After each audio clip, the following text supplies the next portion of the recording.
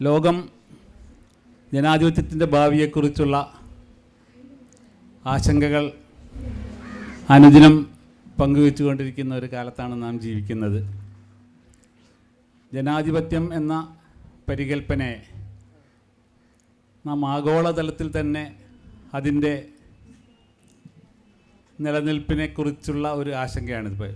നമ്മൾ അത് വളരെ വിശാലമായ, അതിൻ്റെ റേഞ്ച് വളരെ വിശാലമാണ്.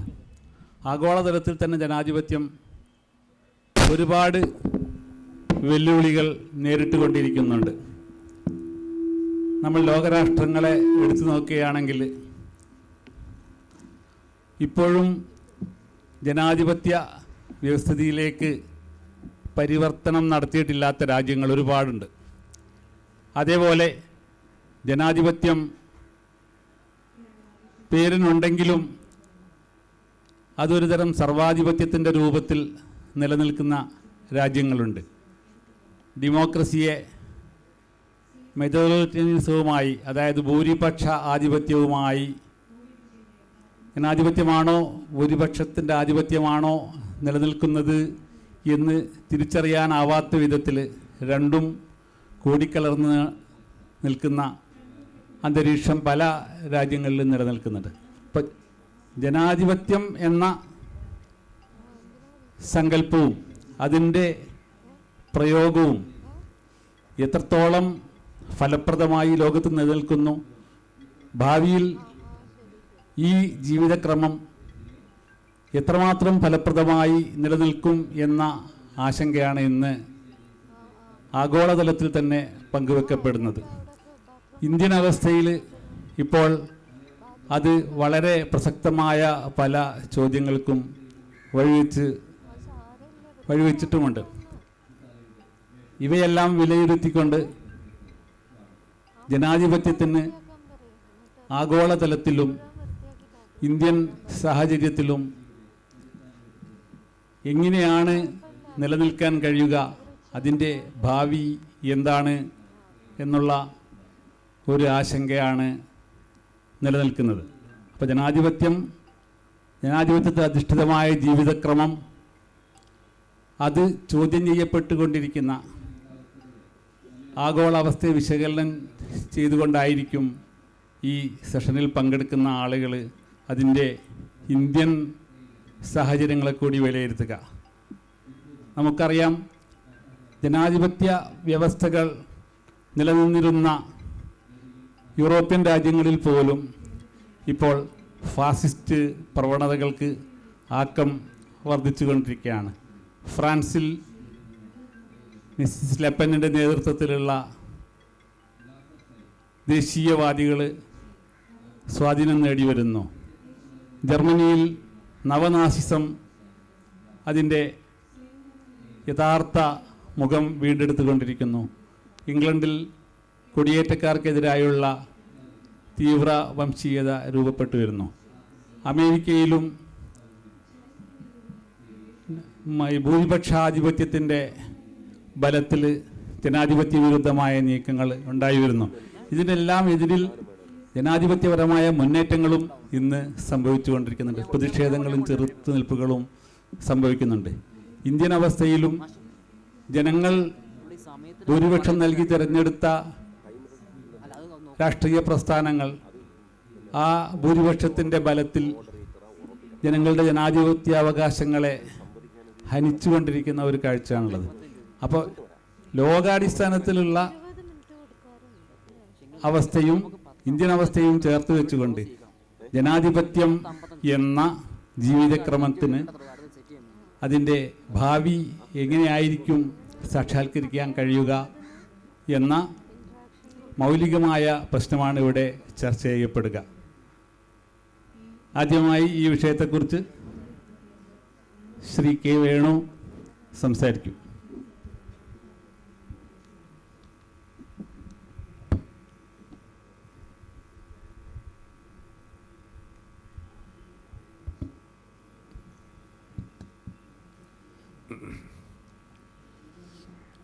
മോഡറേറ്റർ വളരെ വിശാലമായ ഒരു ജനാധിപത്യ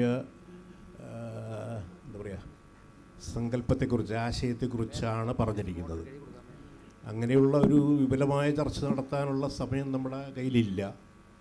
എങ്കിലും പ്രധാന വിഷയങ്ങളെക്കുറിച്ചുള്ള ഒരു പരാമർശത്തിലൂടെ സ്പർശിച്ചുകൊണ്ട് വിഷയങ്ങളിലേക്ക് കിടക്കാം.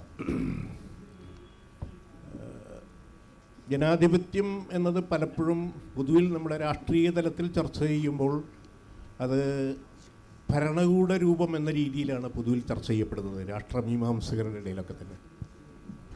ഇപ്പോൾ മോഡറേറ്റർ പറയുമ്പോൾ സൂചിപ്പിക്കേണ്ട ഒരു ജീവിതക്രമം എന്ന രീതിയിലുള്ളൊരു ജനാധിപത്യത്തിൻ്റെ സ്വഭാവമുണ്ട്. ഞാൻ ജനാധിപത്യത്തെ പൊതുവിൽ മനസ്സിലാക്കുന്നത് ആ തലത്തിൽ കൂടിയാണ്. എന്ന് പറഞ്ഞാൽ മനുഷ്യ സമൂഹത്തിൻ്റെ ആരംഭം മുതൽക്ക് ഗോത്ര സമൂഹമായി നമ്മൾ രൂപപ്പെട്ടു വന്ന കാലം മുതൽക്ക് തന്നെ ജനാധിപത്യ പ്രക്രിയയുണ്ട്. വ്യക്തികളെന്ന രീതിയിൽ മനുഷ്യർ ഒരുമിച്ച് ചേരുമ്പോൾ ഉണ്ടാകുന്ന ആശയ രൂപീകരണ പ്രക്രിയയാണ് യഥാർത്ഥത്തിൽ ജനാധിപത്യം എന്നത്. വിവിധ വ്യക്തികളുടെ അഭിപ്രായങ്ങൾ ക്രോഡീകരിക്കപ്പെടുന്ന ഒരു പ്രക്രിയ. ആദ്യത്തെ നായാട്ടുകൂട്ടത്തിൽ പോലും ആ പ്രക്രിയ തുടങ്ങിയിട്ടുണ്ട് എന്നാണ്. അതിൻ്റെ വികാസ പരിണാമങ്ങളാണ് നമ്മൾ കണ്ടത്. അതിൻ്റെ ഒരു ഘട്ടം എന്ന രീതിയിലാണ് ഇപ്പോൾ നമ്മൾ മനസ്സിലാക്കുന്ന ഭരണകൂട രൂപം എന്ന രീതിയിലുള്ള പാർലമെൻ്ററി ജനാധിപത്യം ഉയർന്നു വന്നത്. പാർലമെൻ്ററി ജനാധിപത്യമാണ് ഇന്ന് പൊതുവിൽ നിലനിൽക്കുന്നത്. ഇതിൻ്റെ വികാസ ചരിത്രം പരിശോധിച്ച് നോക്കിയാൽ തീർച്ചയായിട്ടും ഇപ്പോൾ രാജ്യങ്ങൾക്കുള്ളിൽ ജനാധിപത്യം എന്ന രീതിയിൽ വളർന്നു വന്ന ആ പ്രക്രിയ ഇപ്പോഴും ലോകവ്യാപകമായി മാറിക്കഴിഞ്ഞിട്ടില്ല. എല്ലാ രാജ്യങ്ങളിലും എത്തിക്കഴിഞ്ഞിട്ടില്ല. പലയിടത്തും പല രീതിയിലുള്ള വ്യത്യസ്തമായ ഭരണക്രമങ്ങളുണ്ട്. സ്വേച്ഛാധിപത്യത്തിൻ്റെ പല രൂപങ്ങളുണ്ട്. സൈനികമുണ്ട്, മതപരമുണ്ട്, അല്ലെങ്കിൽ രാഷ്ട്രീയമായി തന്നെ സ്വേച്ഛാധിപത്യ സ്വഭാവങ്ങളുണ്ട്. ഇങ്ങനെയുള്ള പല പ്രകടനങ്ങളുണ്ട്. എങ്കിൽ തന്നെയും പൊതുവിൽ നമ്മൾ നോക്കിയാൽ പ്രത്യേകിച്ചും രണ്ടാം ലോക മഹായുദ്ധത്തിന് ശേഷമുള്ള കാലഘട്ടത്തിൽ, രണ്ടാം ലോക മഹായുദ്ധം വരെ എന്ന് പറയുമ്പോൾ ശരിക്കും ലോകചരിത്രം വെട്ടിപ്പിടുത്തത്തിൻ്റെ രാഷ്ട്രീയമാണ്. കയ്യൂക്കുള്ളവൻ കാര്യക്കാരൻ എന്ന് തന്നെയാണ്. രണ്ടാം ലോകയുദ്ധത്തിന് ശേഷം അന്തരീക്ഷം മാറിയെന്ന അർത്ഥത്തിലല്ല, എങ്കിലും കുറച്ചുകൂടി വ്യത്യാസം വന്നിട്ടുണ്ട്. രണ്ടാം ലോകയുദ്ധത്തിന് ശേഷം രാജ്യങ്ങൾക്കിടയിലെ ജനാധിപത്യം എന്നൊരു പുതിയ രാഷ്ട്രീയ പ്രവണത കൂടി ഉയർന്നു വന്നിട്ടുണ്ട്. ഇപ്പോൾ ഐക്യരാഷ്ട്രസഭ എന്ന് പറയുന്നത് ഒരു ജനാധിപത്യ വേദി ആയിട്ടില്ല. അവിടെ 5 രാഷ്ട്രങ്ങൾക്ക് വീറ്റോ പവർ ഉള്ളതുകൊണ്ട് അവിടെ ജനാധിപത്യ യഥാർത്ഥത്തിലില്ല. എങ്കിൽ തന്നെയും രാജ്യങ്ങൾക്കിടയിലെ ജനാധിപത്യപരമായ അഭിപ്രായ രൂപീകരണത്തിലൂടെയേ ലോക നിലവാരത്തിൽ കാര്യങ്ങൾ ചെയ്യാൻ പാടുള്ളൂ എന്ന രീതിയിലുള്ള ഒരു പ്രവണത ശക്തിപ്പെട്ട് കഴിഞ്ഞിട്ടുണ്ട്. അത് വിപുലമായി കൊണ്ടുവരിക്കുന്നുണ്ട്. ഇപ്പോൾ യൂറോപ്യൻ യൂണിയനൊക്കെ ഉണ്ടായതുപോലത്തെ പ്രക്രിയകൾ ഉണ്ടാകുന്നുണ്ട്. പല പ്രദേശങ്ങളിലും രാജ്യങ്ങളുടെ കൂട്ടായ്മകൾ ജനാധിപത്യപരമായി ഉണ്ടാകുന്നു. അത് ലോക നിലവാരത്തിലുള്ള കൂട്ടായ്മയായി മാറിക്കൂടായില്ല. അപ്പോൾ ജനാധിപത്യത്തിൻ്റെ രാജ്യങ്ങൾക്കുള്ളിലുള്ള പൗരന്മാരുടെ പൊതു ജനാധിപത്യ പ്രക്രിയയും രാജ്യങ്ങൾക്കിടയിലെ ജനാധിപത്യം എന്നൊരു പുതിയ തലവും കൂടി ഇന്ന് ലോകചരിത്രത്തിൻ്റെ ഭാഗമായി ഉണ്ട് എന്നാണ് ഞാൻ പൊതുവിൽ വിലയിരുത്തുന്നത്. രാജ്യങ്ങൾക്കുള്ളിലെ ജനാധിപത്യത്തിൻ്റെ വിഷയം ഇനിയും നമുക്ക് കൂടുതൽ വിപുലീകരിക്കാനുണ്ട്. അവിടെയാണ് യഥാർത്ഥത്തിൽ പ്രതിസന്ധികൾ ഉണ്ടാകുന്നത്. ഇപ്പോൾ കുഞ്ഞാമ്മ നേരത്തെ സൂചിപ്പിച്ചതുപോലെ ഭൂരിപക്ഷാധിപത്യമായി മാറുന്നില്ലേ, ന്യൂനപക്ഷത്തിൻ്റെ അഭിപ്രായങ്ങൾക്ക് എങ്ങനെയാണ് പ്രാതിനിധ്യം കൊടുക്കുക എന്നത് ഒരു വശം. അപ്പോൾ ഇപ്പോൾ നിലവിലുള്ള പ്രാതിനിധ്യ ജനാധിപത്യങ്ങൾ നേരിടുന്ന വേറൊരു വലിയ പ്രതിസന്ധിയുണ്ട്. ഇപ്പോൾ നമ്മൾ തിരഞ്ഞെടുത്ത് അയക്കുന്ന ജനപ്രതിനിധികൾ പൊതുവിൽ അധികാരം അവരുടെ കുത്തകയാക്കി മാറ്റുന്നു. 5 കൊല്ലത്തിലൊരിക്കൽ ഇപ്പോൾ തിരഞ്ഞെടുക്കപ്പെട്ട് കഴിഞ്ഞാൽ പിന്നീടുള്ള അടുത്ത 5 കൊല്ലത്തിനുള്ളിൽ ഈ ജനപ്രതിനിധികൾക്ക് ജനങ്ങളോട് കൃത്യമായ ഉത്തരവാദിത്വം പ്രകടിപ്പിക്കാൻ അവർക്ക് ബാധ്യതയില്ല എന്ന മട്ടിൽ കാര്യങ്ങൾ പോകുന്നുണ്ട്. ഇപ്പോൾ നമ്മുടെ പാർലമെൻറ്റിൽ തന്നെ ലോക്പാൽ ബില്ലിൻ്റെ പ്രശ്നം നോക്കുക. 45-50 കൊല്ലമായി ആ ബില്ല് വന്നിട്ട് പാസ്സാക്കാതെ കിടക്കുന്നു. അതിനെതിരായി ഒരു സിവിൽ സമൂഹ പ്രസ്ഥാനം ഉയർന്നു വന്നപ്പോൾ ഉന്നയിച്ച പ്രധാനപ്പെട്ട ചോദ്യം അതായിരുന്നു, ഈ ജനപ്രതിനിധികൾ യഥാർത്ഥത്തിൽ ജനാധിപത്യപരമായി പ്രവർത്തിക്കുന്നുണ്ടോ ഇല്ല എന്നുള്ളതാണ്. പഞ്ചായത്ത് മെമ്പർമാർ പോലും അങ്ങനെയാണ്. തിരഞ്ഞെടുക്കപ്പെട്ട് കഴിഞ്ഞാൽ പിന്നെ 5 കൊല്ലം വരെ അവരുടെ അധികാരം കുത്തുകയും ജനങ്ങൾ നിസ്സഹായരായി മാറുന്നു. അപ്പോൾ പാർലമെൻ്ററി ജനാധിപത്യത്തിൽ വരുന്ന ഏറ്റവും പ്രധാനപ്പെട്ട ഇത് ലോകവ്യാപകമായുള്ളതാണ്. സമീപകാലത്ത് ഇപ്പോൾ പാശ്ചാത്യ രാജ്യങ്ങളിലൊക്കെ സർവേകൾ ചൂണ്ടിക്കാണിക്കുന്നത് തെരഞ്ഞെടുപ്പിൽ വോട്ടെടുപ്പിൽ പങ്കെടുക്കാനുള്ള ആളുകളുടെ താല്പര്യം കുറഞ്ഞു വരുന്നു. കാരണം പ്രതിപക്ഷം ഭരണപക്ഷം എന്ന രീതിയിൽ 2 ചേരിയായി മത്സരവും വളരെ തീവ്രമായ മത്സരങ്ങളൊക്കെ നടന്നിട്ട് അധികാരത്തിൽ വരുമ്പോൾ 2 കൂട്ടരും പ്രതിപക്ഷവും ഭരണപക്ഷം ഏറെക്കുറെ സമാന രീതിയിൽ കാര്യങ്ങൾ അഡ്ജസ്റ്റ് ചെയ്തു പോകുന്നു. അപ്പോൾ അതിൽ നിന്ന് മനസ്സിലാക്കുന്ന ഒരു പുതിയ ഭരണവർഗം, നേരത്തെ രാജവാഴ്ച കാലഘട്ടങ്ങളിലൊക്കെ തന്നെ അധികാരി വർഗം എന്ന രീതിയിൽ ഉയർന്നു വന്ന രാജാക്കന്മാർ, നാടുവാഴികൾ, പ്രഭുക്കന്മാർ തുടങ്ങിയിരുന്ന അധികാരി വർഗം, ഒരു വരേണ്യവർഗം എന്ന് പറയുന്ന വിഭാഗം, അതുപോലത്തെ ഒരു വരേണ്യവർഗമായി ഇപ്പോൾ രാഷ്ട്രീയ പാർട്ടികളുടെ നേതൃത്വങ്ങൾ മാറിക്കൊണ്ടിരിക്കുന്നു ജനാധിപത്യത്തിൽ എന്നാണ് ഇപ്പോൾ പാശ്ചാത്യ രാജ്യങ്ങളിലൊക്കെ വിപുലമായി ചർച്ച ചെയ്യപ്പെടുന്നൊരു വിഷയമാണത്. അതുകൊണ്ട് തന്നെ ഈ എലൈറ്റ് വർഗം, ഈ വരേണ്യവർഗം അവർ അങ്ങോട്ടും ഇങ്ങോട്ടും കടിപിടി കൂടുന്നു, എന്നിട്ട് പിന്നെ അവർ അഡ്ജസ്റ്റ് ചെയ്യുന്നു, അതുകൊണ്ട് നമ്മളതിൽ വോട്ട് ചെയ്യുന്നതിൽ വലിയ അർത്ഥമില്ല എന്ന് ചിന്തിക്കുന്ന രീതിയിൽ ജനങ്ങൾ എത്തിച്ചേരുന്നു. അതുകൊണ്ടാണ് പല പാശ്ചാത്യ രാജ്യങ്ങളിലും വോട്ടിംഗ് പെർസെൻറ്റേജ് കുറഞ്ഞു വരുന്നതെന്ന് ചൂണ്ടിക്കാണിക്കുന്നുണ്ട്. ശരിയാണത്. ഇവിടെയും നമ്മൾ അനുഭവിച്ചിട്ടുണ്ട്. അത് തന്നെയാണ് ഞാൻ നേരത്തെ പറഞ്ഞ സിവിൽ സമൂഹ പ്രസ്ഥാനം ഉയർന്നു വന്ന സമയത്ത് ഉയർന്നു വന്ന വിഷയം അതാണ്. ജനാധിപത്യം എന്ന് പറഞ്ഞാൽ എങ്ങനെ ജനങ്ങൾക്ക്, അപ്പോൾ ഈ ഇടവേളയിലുള്ള കാലഘട്ടത്തിൽ ഈ ജനപ്രതിനിധികളെ ജനങ്ങൾക്ക് നിയന്ത്രിക്കാനുള്ള സംവിധാനം എന്ത്? ഇപ്പോഴത്തെ ജനാധിപത്യ സമ്പ്രദായത്തിൽ അതിനുള്ളൊരു സംവിധാനമില്ല. ജനങ്ങളെ പ്രതിദാനം ചെയ്യുന്നു എന്ന് പറഞ്ഞുകൊണ്ട് കാര്യമില്ലല്ലോ, ആ വിഷയമുണ്ട്. അപ്പോൾ അത് വളരെ അടിസ്ഥാനപരമായി ഇനി ഈ ജനാധിപത്യ സമ്പ്രദായത്തിൽ തന്നെ ഉണ്ടാകേണ്ട പുതിയ, ഇപ്പോൾ നേരിട്ടുള്ള ജനാധിപത്യം, ഡയറക്റ്റ് ഡെമോക്രസി എന്ന് പറയുന്നത്. പക്ഷേ അതൊക്കെ പ്രാദേശിക തലത്തിലേ സാധ്യമാവും. വിപുലമായ മേഖലകളിലേക്ക് ഇപ്പോൾ ലോകവ്യാപകമായ ഒരു ജനാധിപത്യ ചട്ടക്കൂടൊക്കെ ഉണ്ടായി വരുമ്പോൾ അത് ഡയറക്റ്റ് ഡെമോക്രസി സാധ്യമല്ല, നേരിട്ടുള്ള ജനാധിപത്യം സാധ്യമല്ല. വീണ്ടും പ്രാതിനിധ്യ ജനാധിപത്യത്തിന് വേണ്ടി വരും. അപ്പോൾ ഈ പ്രാതിനിധ്യ ജനാധിപത്യത്തെ എങ്ങനെ കുറേ കൂടി ജനാധിപത്യപരമാക്കി മാറ്റാൻ കഴിയും എന്ന വിഷയമാണ് ഇന്ന് ജനാധിപത്യ പ്രസ്ഥാനങ്ങളുടെ മുന്നിൽ ഉയർന്നു നിൽക്കുന്ന ഏറ്റവും പ്രധാനപ്പെട്ട വെല്ലുവിളി. ഇപ്പോൾ നമ്മുടെ ഇന്ത്യയെ പോലുള്ള സമൂഹങ്ങളിലേക്ക് വരുമ്പോൾ, ഇപ്പോൾ ലോകവ്യാപകമായി ഇപ്പോൾ കുഞ്ഞാമൻ പറഞ്ഞതുപോലെ തന്നെ ഫാസിസ്റ്റ് പ്രവണതകളുടെ പ്രശ്നമുണ്ട്. ഒരു വലിയ ചരിത്രപരമായ വിശകലനം ചെയ്യേണ്ട ഒരു വലിയ വിഷയമാണ്. എങ്ങനെയാണ് ദേശീയ ബോധം ഫാസിസമായി മാറുന്നത്, തീവ്ര ഫാസിസം ഉണ്ടായി വരുന്നത്, ഇപ്പോൾ എങ്ങനെയാണ് അത്തരം പ്രവണതകൾ ഉയർന്നു വരുന്നത്? അത് വേറൊരു വലിയ വിഷയം എന്ന രീതിയിൽ ജനാധിപത്യത്തിൻ്റെ ഭാഗമായി പഠിക്കേണ്ടത് ഞാൻ അതിലേക്ക് കിടക്കാൻ ഉദ്ദേശിക്കുന്നില്ല. മറിച്ച് ഇവിടെ ഇന്ത്യയിലത്തെ ചില പ്രശ്നങ്ങളിലേക്ക് കൂടി കടന്ന് പോകേണ്ടതുണ്ടെന്ന് തോന്നുന്നു.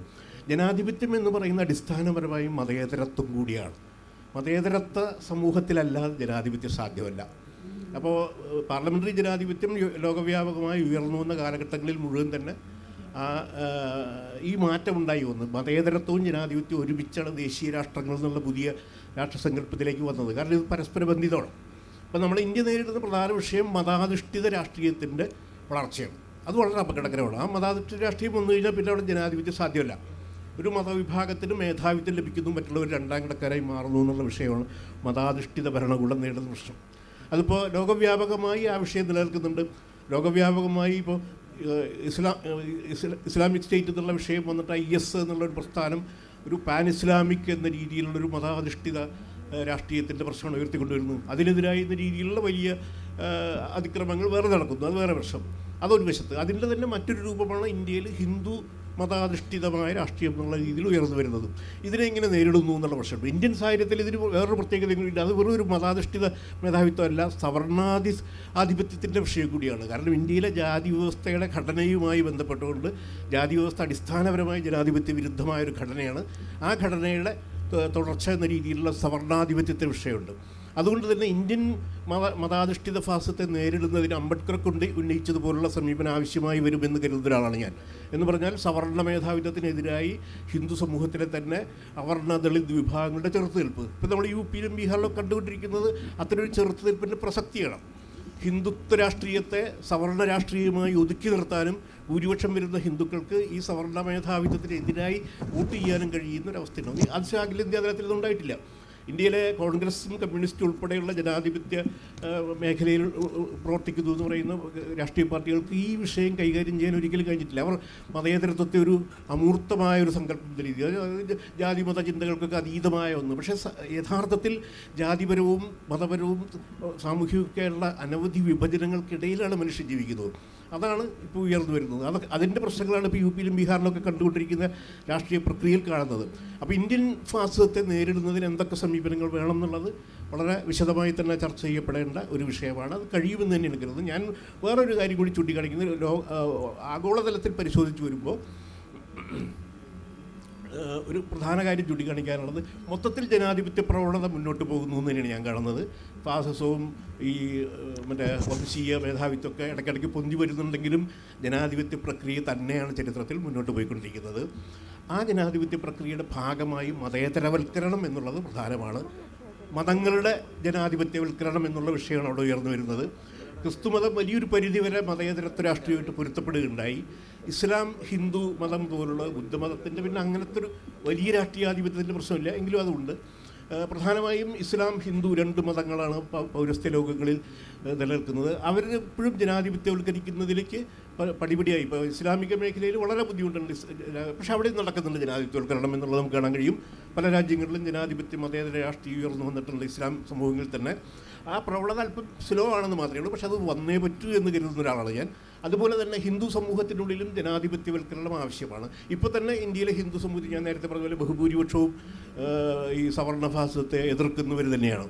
പക്ഷേ അത് അടിസ്ഥാനപരമായി ജനാധിപത്യവൽക്കരണത്തിൻ്റെ വിഷയമാണ്. അത്തരൊരു പ്രക്രിയയിലൂടെ തന്നെയാണ് ഇന്ത്യൻ ജനാധിപത്യം മുന്നോട്ട് പോവുക എന്നും ഇവിടെ ഒരു മതാധിഷ്ഠിത രാഷ്ട്രീയത്തിലേക്ക് ഇന്ത്യൻ ജനാധിപത്യം നീങ്ങില്ല എന്ന് പ്രതീക്ഷിക്കുന്ന ഒരാളാണ്. പക്ഷേ അത് നമ്മൾ ഭയപ്പെടേണ്ടതുണ്ട്. അതിനെതിരായിട്ടുള്ള എല്ലാ വിഭാഗങ്ങളുടെയും ശക്തമായ ഏകീകരണം ആവശ്യമുണ്ട്. അതിലേറ്റവും പ്രധാനം മതേതര ജനാധിപത്യ നിലപാടിൽ ഉറച്ചു നിൽക്കുന്ന രാഷ്ട്രീയ പ്രസ്ഥാനങ്ങൾ. ഇന്ത്യയിലെ എൻ്റെ അഭിപ്രായത്തിൽ ഏറ്റവും വലിയ മതേതര ജനാധിപത്യ അടിത്തറയുള്ളത് കോൺഗ്രസ്സിനാണ്. പക്ഷേ അവർക്ക് ഈ ഞാൻ നേരത്തെ പറഞ്ഞ പോലെ പുതിയ രാഷ്ട്രീയ പ്രശ്നങ്ങളെ നേരിടുന്നതിനുള്ള ഒരു ശരിയായ രാഷ്ട്രീയ നേതൃത്വം ഉണ്ടായിട്ടില്ല എന്ന് വിശ്വസിക്കുന്ന ഒരാളാണ്. കമ്മ്യൂണിസ്റ്റുകാർ പൊതുവിൽ ഇന്ത്യൻ ജനാധിപത്യത്തിൻ്റെ ഭാഗമായി മാറിയിട്ടുണ്ടെങ്കിലും അവരുടെ ഇടയിൽ പ്രത്യയശാസ്ത്രപരമായി ഇപ്പോഴും പ്രശ്നങ്ങളുണ്ട്. അവർ ഇപ്പോഴും ഈ ഇന്ത്യൻ ജനാധിപത്യം ബൂർഷ്വാ ജനാധിപത്യമാണെന്ന് പറയും, അതിനെ തകർക്കേണ്ടതാണെന്നൊക്കെ ഒരു വശത്ത് പറയും. അതേസമയം ഇന്ത്യൻ ഭരണഘടനയെ അംഗീകരിക്കുന്നു എന്ന് അവരുടെ ഭരണഘടനയിൽ തന്നെ അവർ എഴുതി വയ്ക്കുകയും ചെയ്യുന്നുണ്ട്. അതൊക്കെ ഉണ്ട്.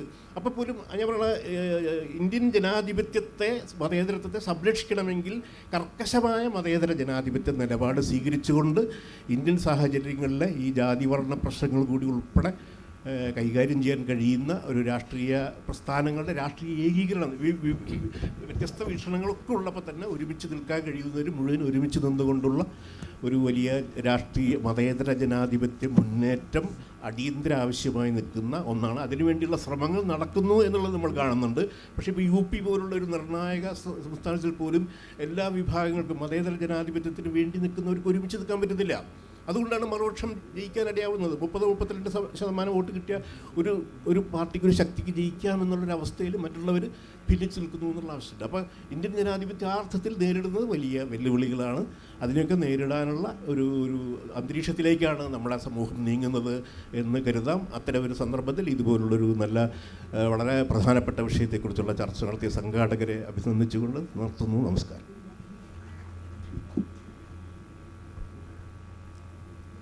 പ്രധാനമായും 3 കാര്യങ്ങളാണ് കെ വേണു ഇവിടെ പ്രതിപാദിച്ചിട്ടുള്ളത്. ജനങ്ങളാണോ ജനപ്രതിനിധികളാണോ പ്രധാനം? ജനപ്രതിനിധികൾ ഒരിക്കൽ തിരഞ്ഞെടുക്കപ്പെട്ടാൽ അധികാരത്തിൽ അള്ളിപ്പിടിച്ച് നിൽക്കുന്നു. അവരെ നിയന്ത്രിക്കാൻ ജനങ്ങൾക്ക് പ്രയാസം അനുഭവപ്പെടുന്നു. ജനങ്ങൾക്ക് ജനാധിപത്യത്തെ ജനകീയമാക്കാൻ കഴിയണം എന്നദ്ദേഹം പറയുകയുണ്ടായി. അതേപോലെ മതേതരത്വം ഇല്ലാതെ ജനാധിപത്യം സാധ്യമല്ല. ജനാധിപത്യം ഒരു ജീവിതക്രമമെന്ന നിലയിൽ പൂർത്തീകരിക്കപ്പെടണമെങ്കിൽ അതിൻ്റെ അടിത്തറയായി മതേതരത്വം നിലനിൽക്കണം. അതിന് ആണ് ധാരാളം വെല്ലുവിളികൾ നേരിട്ടുകൊണ്ടിരിക്കുന്നതെന്ന് അദ്ദേഹം ഇന്ത്യൻ സാഹചര്യവും ആഗോള സാഹചര്യവും വിലയിരുത്തിക്കൊണ്ട് പറഞ്ഞു. വെല്ലുവിളികൾ നേരിടുന്നുണ്ടെങ്കിലും ജനാധിപത്യ പ്രവണത മുന്നോട്ട് പോവുക തന്നെയാണ് എന്നും ജനാധിപത്യത്തിൻ്റെ ഭാവി അത്ര ഇരുളടഞ്ഞതല്ല എന്നുമുള്ള ഒരു ശുഭാപ്തി വിശ്വാസമാണ് അദ്ദേഹം പ്രകടിപ്പിക്കുന്നത്. മതങ്ങളുടെ ജനാധിപത്യവൽക്കരണം ശക്തമായി ഇന്ത്യയിലും അതേപോലെ മറ്റ് രാഷ്ട്രങ്ങളിലുമൊക്കെ നടന്നുകൊണ്ടിരിക്കുകയാണെന്നും അത് ജനാധിപത്യ പ്രക്രിയയെ കൂടുതൽ ബലപ്പെടുത്തുകയാണ് ഉണ്ടാവുക എന്നുമുള്ളൊരു ശുഭാപ്തി വിശ്വാസം പങ്കുവെച്ചുകൊണ്ടാണ് അദ്ദേഹം തൻ്റെ നിഗമനങ്ങളിലെത്തുന്നത്. ജനാധിപത്യ പ്രക്രിയയിൽ ഒരുപക്ഷെ കുറേ കൂടി അർത്ഥപൂർണമായി മീനിങ്ഫുള്ളായി പങ്കുവഹിച്ച, ഇപ്പോഴും പങ്കുവഹിച്ചു കൊണ്ടിരിക്കുന്ന എഴുത്തുകാരനും രാഷ്ട്രീയ പ്രവർത്തകനും പാർലമെൻറ്റ് അംഗവുമായ ശശി തരൂരിന് ഈ ആശയങ്ങളുടെ ബലത്തിൽ ഈ കാര്യങ്ങൾ കുറേ കൂടി വ്യക്തമായി മുന്നോട്ട് കൊണ്ടുപോകാൻ സാധിക്കുമെന്ന് ഞാൻ കരുതുന്നു. ഞാൻ ശശി തരൂരിനെ ക്ഷണിക്കുക. നന്ദി, താങ്ക് യു. നിങ്ങളെല്ലാവരും ഇന്ന് രാവിലെ കണ്ടിട്ട് വലിയ സന്തോഷം. കേരള ലിറ്ററേച്ചർ ഫെസ്റ്റിവലിൻ്റെ ആദ്യത്തെ ഒരു ചടങ്ങാണിത്. ഞാൻ പറഞ്ഞതിൽ എൻ്റെ മലയാളത്തിൽ കുറച്ച് കുറവ് കേട്ടാൽ ക്ഷമിക്കണം. ഞാൻ ഇവിടെ ജനിച്ച് വളർന്നതല്ല, നിങ്ങൾക്കറിയുമല്ലോ. എന്തായാലും ഒരുമാതിരി മാനേജ് ചെയ്യാൻ ശ്രമിക്കാം. ഇടയ്ക്ക് കുറച്ച് ഇംഗ്ലീഷും കൂടി ചേർത്തി വരും. ഇങ്ങനെയുള്ള വിഷയത്തെക്കുറിച്ച് ചർച്ച ചെയ്യാൻ എനിക്ക് ഇംഗ്ലീഷിൽ അനുഭവം ഉണ്ടായിട്ടുള്ളൂ. പക്ഷേ ശ്രീ വേണു പറഞ്ഞ എല്ലാ കാര്യങ്ങളും നല്ലോണം ഇൻട്രസ്റ്റിംഗ് ആയി തോന്നി. ആദ്യം തന്നെ ഈ ടോപ്പിക്, ഈ നമ്മൾ ഈ എടുത്ത ഈ ജനാധിപത്യത്തിൻ്റെ ഭാവി എന്ന് പറഞ്ഞാൽ ഒരു വാസ്റ്റ് ടോപ്പിക്കാണ്. അദ്ദേഹം തന്നെ പറഞ്ഞ പോലെ ഇത് ഏത് മേഖലയിൽ, നമ്മൾ അന്താരാഷ്ട്രീയ മേഖലയിൽ നോക്കുകയാണെങ്കിൽ ഒരു ഉത്തരം വരാം. നാഷണൽ ലെവൽ, ദേശീയ കാര്യത്തിൽ വേറൊരു ഉത്തരവുണ്ടാവും. പിന്നെ ജനാധിപത്യത്തിൻ്റെ പ്രാക്ടീസിൽ എങ്ങനെയാണ് നമ്മൾ ജനാധിപത്യം നടപ്പിലാക്കണം, അതിന് ചില വേറെ ചോദ്യങ്ങൾ വരാൻ സാധിക്കും. അതുകൊണ്ട് ഈ ടോപ്പിക്കിൽ ഒരു കോംപ്രഹെൻസീവ് ഡിസ്കഷൻ ചെയ്യാനൊരു ബുദ്ധിമുട്ടുള്ളത് എന്താണ്, നമുക്ക് എല്ലാം കൂടി ചർച്ച ചെയ്യാനുള്ള സമയമുണ്ടാവില്ല. ചില ആസ്പെക്ട്സിനെ മാത്രമേ എടുക്കാൻ സാധിക്കുള്ളൂ. അന്താരാഷ്ട്രീയ വിഷയം നോക്കുകയാണെങ്കിൽ നമ്മൾ വേഗം അതിനെ തീർക്കാൻ സാധിക്കും. എൻ്റെ അഭിപ്രായത്തിൽ അതിൽ അന്താരാഷ്ട്രീയ മേഖലയിൽ ഈ സൂപ്പർ പവേഴ്സിൻ്റെ കാലം കഴിഞ്ഞു എന്ന് ഉറപ്പമാണ്. ഒരു സൂപ്പർ പവർ നമ്മൾക്കറിയാമല്ലോ, സെക്കൻഡ് വേൾഡ് വാർ കഴിഞ്ഞ ശേഷം ലോകത്തിൽ 2 സൂപ്പർ പവർ ഉണ്ടായിരുന്നു. അവരുടെ ഒപ്പം ഓരോരു ഗ്രൂപ്പിൽ പല രാജ്യങ്ങൾക്ക് നിൽക്കേണ്ടി വന്നു. അവർക്ക് എന്ത് ജനാധിപത്യം ആ സൂപ്പർ പവർ നേതാക്കൾ പറഞ്ഞ പോലെ തന്നെ ചെയ്യേണ്ടി വന്നിട്ടുണ്ടായിരുന്നു. അതിന് എളിയിൽ കൂടെ നോൺ ലാൻഡ് രാജ്യങ്ങൾ നാവിഗേറ്റ് ചെയ്യാൻ ശ്രമിച്ചു. ചിലപ്പോൾ നമ്മൾ ചെയ്യാൻ സാധിച്ചു, ചിലപ്പോൾ അവർ നമ്മൾക്ക് ഓട്ടോണമി തരാത്ത കാരണം നമ്മളുടെ സോവറിറ്റി എക്സസൈസ് ചെയ്യാൻ നമുക്ക് ചില ലിമിറ്റേഷൻസ് ഉണ്ടായിരുന്നു. പക്ഷേ ആ കാലം ഇപ്പോൾ മാറിപ്പോയി.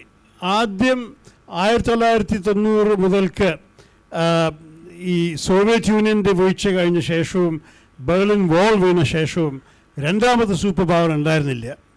ഒരു 10-25 വർഷത്തിന് ചില അമേരിക്കൻ തിയറിറ്റീഷ്യൻസ് പറഞ്ഞു ഇറ്റ്സ് എ യൂണിപോളർ മൂവ്മെൻറ്റ്, ആകെ ലോകത്തിൽ ഒരു പോളേ ഉള്ളൂ, അത് യുണൈറ്റഡ് സ്റ്റേറ്റ്സ് ആണെന്ന്.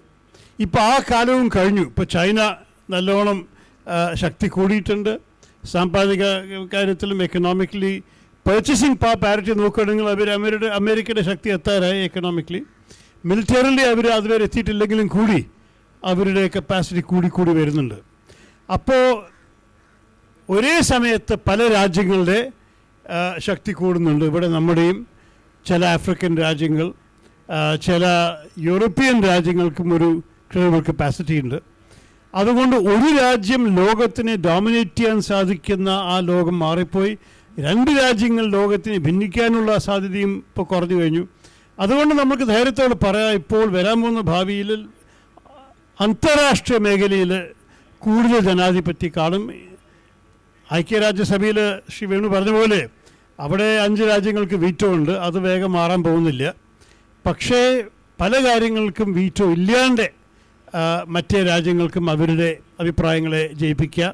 ഒരു ഉദാഹരണം, അമേരിക്കയും ബ്രിട്ടനും രണ്ടും വീറ്റോ ഉപയോഗിക്കുന്ന രാജ്യങ്ങൾ ഇറാഖിൽ യുദ്ധം ചെയ്യാൻ തീരുമാനിച്ചിട്ട് ഐക്യരാജ്യസഭയുടെ സഹായം ചോദിച്ചപ്പോൾ മറ്റേ രാജ്യങ്ങളും കൂടി ഒരുമിച്ച് നിന്നിട്ട് അവർക്കൊരു ഭൂരിപക്ഷം കൊടുത്തില്ല.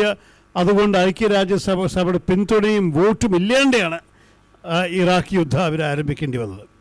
അതിൻ്റെ അർത്ഥം നമുക്ക് ഒരു വിധത്തിൽ കൂടുതൽ അന്താരാഷ്ട്രീയ മേഖലയിൽ കൂടുന്ന ജനാധിപത്യം ഇപ്പോഴേ നമുക്ക് കാണാൻ സാധിച്ചിട്ടുണ്ട്. ഇനിയും കൂടുതൽ കാണുന്നതാണ് എൻ്റെ അഭിപ്രായം. അപ്പോൾ അന്താരാഷ്ട്രീയ മേഖലയിൽ ബിറ്റ്വീൻ നേഷൻസ് കൂടുതൽ ഡെമോക്രസി ഉണ്ടാവും, അത് വലിയ പ്രശ്നമല്ല. പിന്നെ നാഷണൽ ലെവൽസ് നമ്മൾ എണ്ണി നോക്കുകയാണെങ്കിൽ എല്ലാ കണക്ക് പ്രകാരം ഭൂരിപക്ഷം രാജ്യങ്ങളിപ്പോൾ ജനാധിപത്യത്തിൻ്റെ വഴിയിലാണ് പോയിരിക്കുന്നത്. ഒരു കാലത്തിൽ പ്രത്യേകിച്ച് സോവിയറ്റ് യൂണിയൻ്റെ ഡോമിനൻസ് ഉള്ള സമയത്തിൽ ലോകത്തിൻ്റെ ഭൂരിപക്ഷം രാജ്യങ്ങൾ ഡെമോക്രാറ്റിക് ആയിരുന്നില്ല. അതിൻ്റെ അർത്ഥം അവർക്ക് അവരുടെ സ്വന്തം നേതാക്കളെ ഫ്രീ തിരഞ്ഞെടുപ്പിൽ തീരുമാനിക്കാനുള്ള അവകാശം ഉണ്ടായിരുന്നില്ല. അതായിരുന്നു ലോകത്തിൻ്റെ സ്ഥിതി ആ കാലത്തിൽ. പക്ഷേ ഇപ്പോൾ ഒരു ഭൂരിപക്ഷം ജനാധിപത്യങ്ങളായിട്ട് തന്നെ മാറിയിട്ടുണ്ട്. ഓരോ രാജ്യങ്ങളിൽ ജനാധിപത്യത്തിൻ്റെ ക്വാളിറ്റിയിൽ ചില കുറവും ഗുണങ്ങളും കാണുമായിരിക്കും. പക്ഷേ ഒരു സംശയവുമില്ല, majority of the world's Nations are now democratic. അതുമാത്രമല്ല, ഈ ജനാധിപത്യം പ്രാക്ടീസ് ചെയ്യാത്തവരും കൂടി കുറച്ചൊക്കെ അവർ ഡെമോക്രാറ്റിക് ആണെന്ന് കാണിച്ചു കൂട്ടാൻ ശ്രമിക്കുന്നുണ്ട്. എന്താ കാരണം? ഈ ഡിക്റ്റേറ്റർഷിപ്സും ഒരു പാർട്ടി ഭരണമായിട്ട് ജനങ്ങളോട് ഇങ്ങനെ ചെയ്യേണ്ടതെന്ന് പറയുന്ന ഒരു ഭരണമായിരിക്കുന്ന രാജ്യങ്ങൾക്കും കൂടി കുറച്ചൊരു നാണക്കേടുണ്ട്. അവർക്കറിയാം അത് ആരും വില വയ്ക്കാത്ത ഒരു വഴിയാണെന്ന്. അപ്പോൾ നമ്മളിപ്പോൾ കൂടി ചൈനയിൽ കാണുമ്പോൾ ഒരൊറ്റ വിഷയത്തെക്കുറിച്ച് മാത്രമാണ് പിന്നെ അവർക്കൊരു പ്രോബ്ലം. അവർക്ക് ജനാധിപത്യമില്ല. ബാക്കി എല്ലാറ്റിലും അവർ ജനങ്ങൾ നല്ലോണം പഴയ്ക്കുന്നുണ്ട്. അവർ എക്കണോമിക് ഗ്രോത്ത് റേറ്റൊക്കെ കൂടിക്കൂടി വരുന്നു. എല്ലാവരും സന്തോഷത്തോടെ ജീവിക്കുന്നു. പക്ഷേ അവർക്ക് ഓരോരോ കാര്യങ്ങൾ തീരുമാനിക്കാനുള്ള അവകാശമില്ല. നിങ്ങൾക്ക് ഒരുപക്ഷെ ഓർമ്മയുണ്ടാകും, കുറച്ച് വർഷം മുമ്പ് ഈ അമേരിക്കൻ ഐഡലും ഇന്ത്യൻ ഐഡലും ഈ പാട്ട് പാടിയിട്ട് പിന്നെ ആരാണ് എല്ലാം വെച്ച് നന്നായി പാട്ട് പാടിയെന്ന് വോട്ട് ചെയ്യുന്ന ഒരു ടെലിവിഷൻ ഷോ ഉണ്ടല്ലോ. അതുപോലെ ചൈനയിൽ ഒരിക്കലും അത് നടത്തി. എന്തോ ചൈനീസ് ഐഡലോ അങ്ങനെ ഒരു പേര് പറഞ്ഞ് നടത്തിയവർ. ആ സമയത്ത് പിന്നെ ആരാണ് എല്ലാം വെച്ച് നല്ല പാടി പറഞ്ഞിട്ട് മൊബൈൽ ഫോണിലായിരുന്നു വോട്ട് ചെയ്യാൻ ആവശ്യമുണ്ടായിരുന്നത്.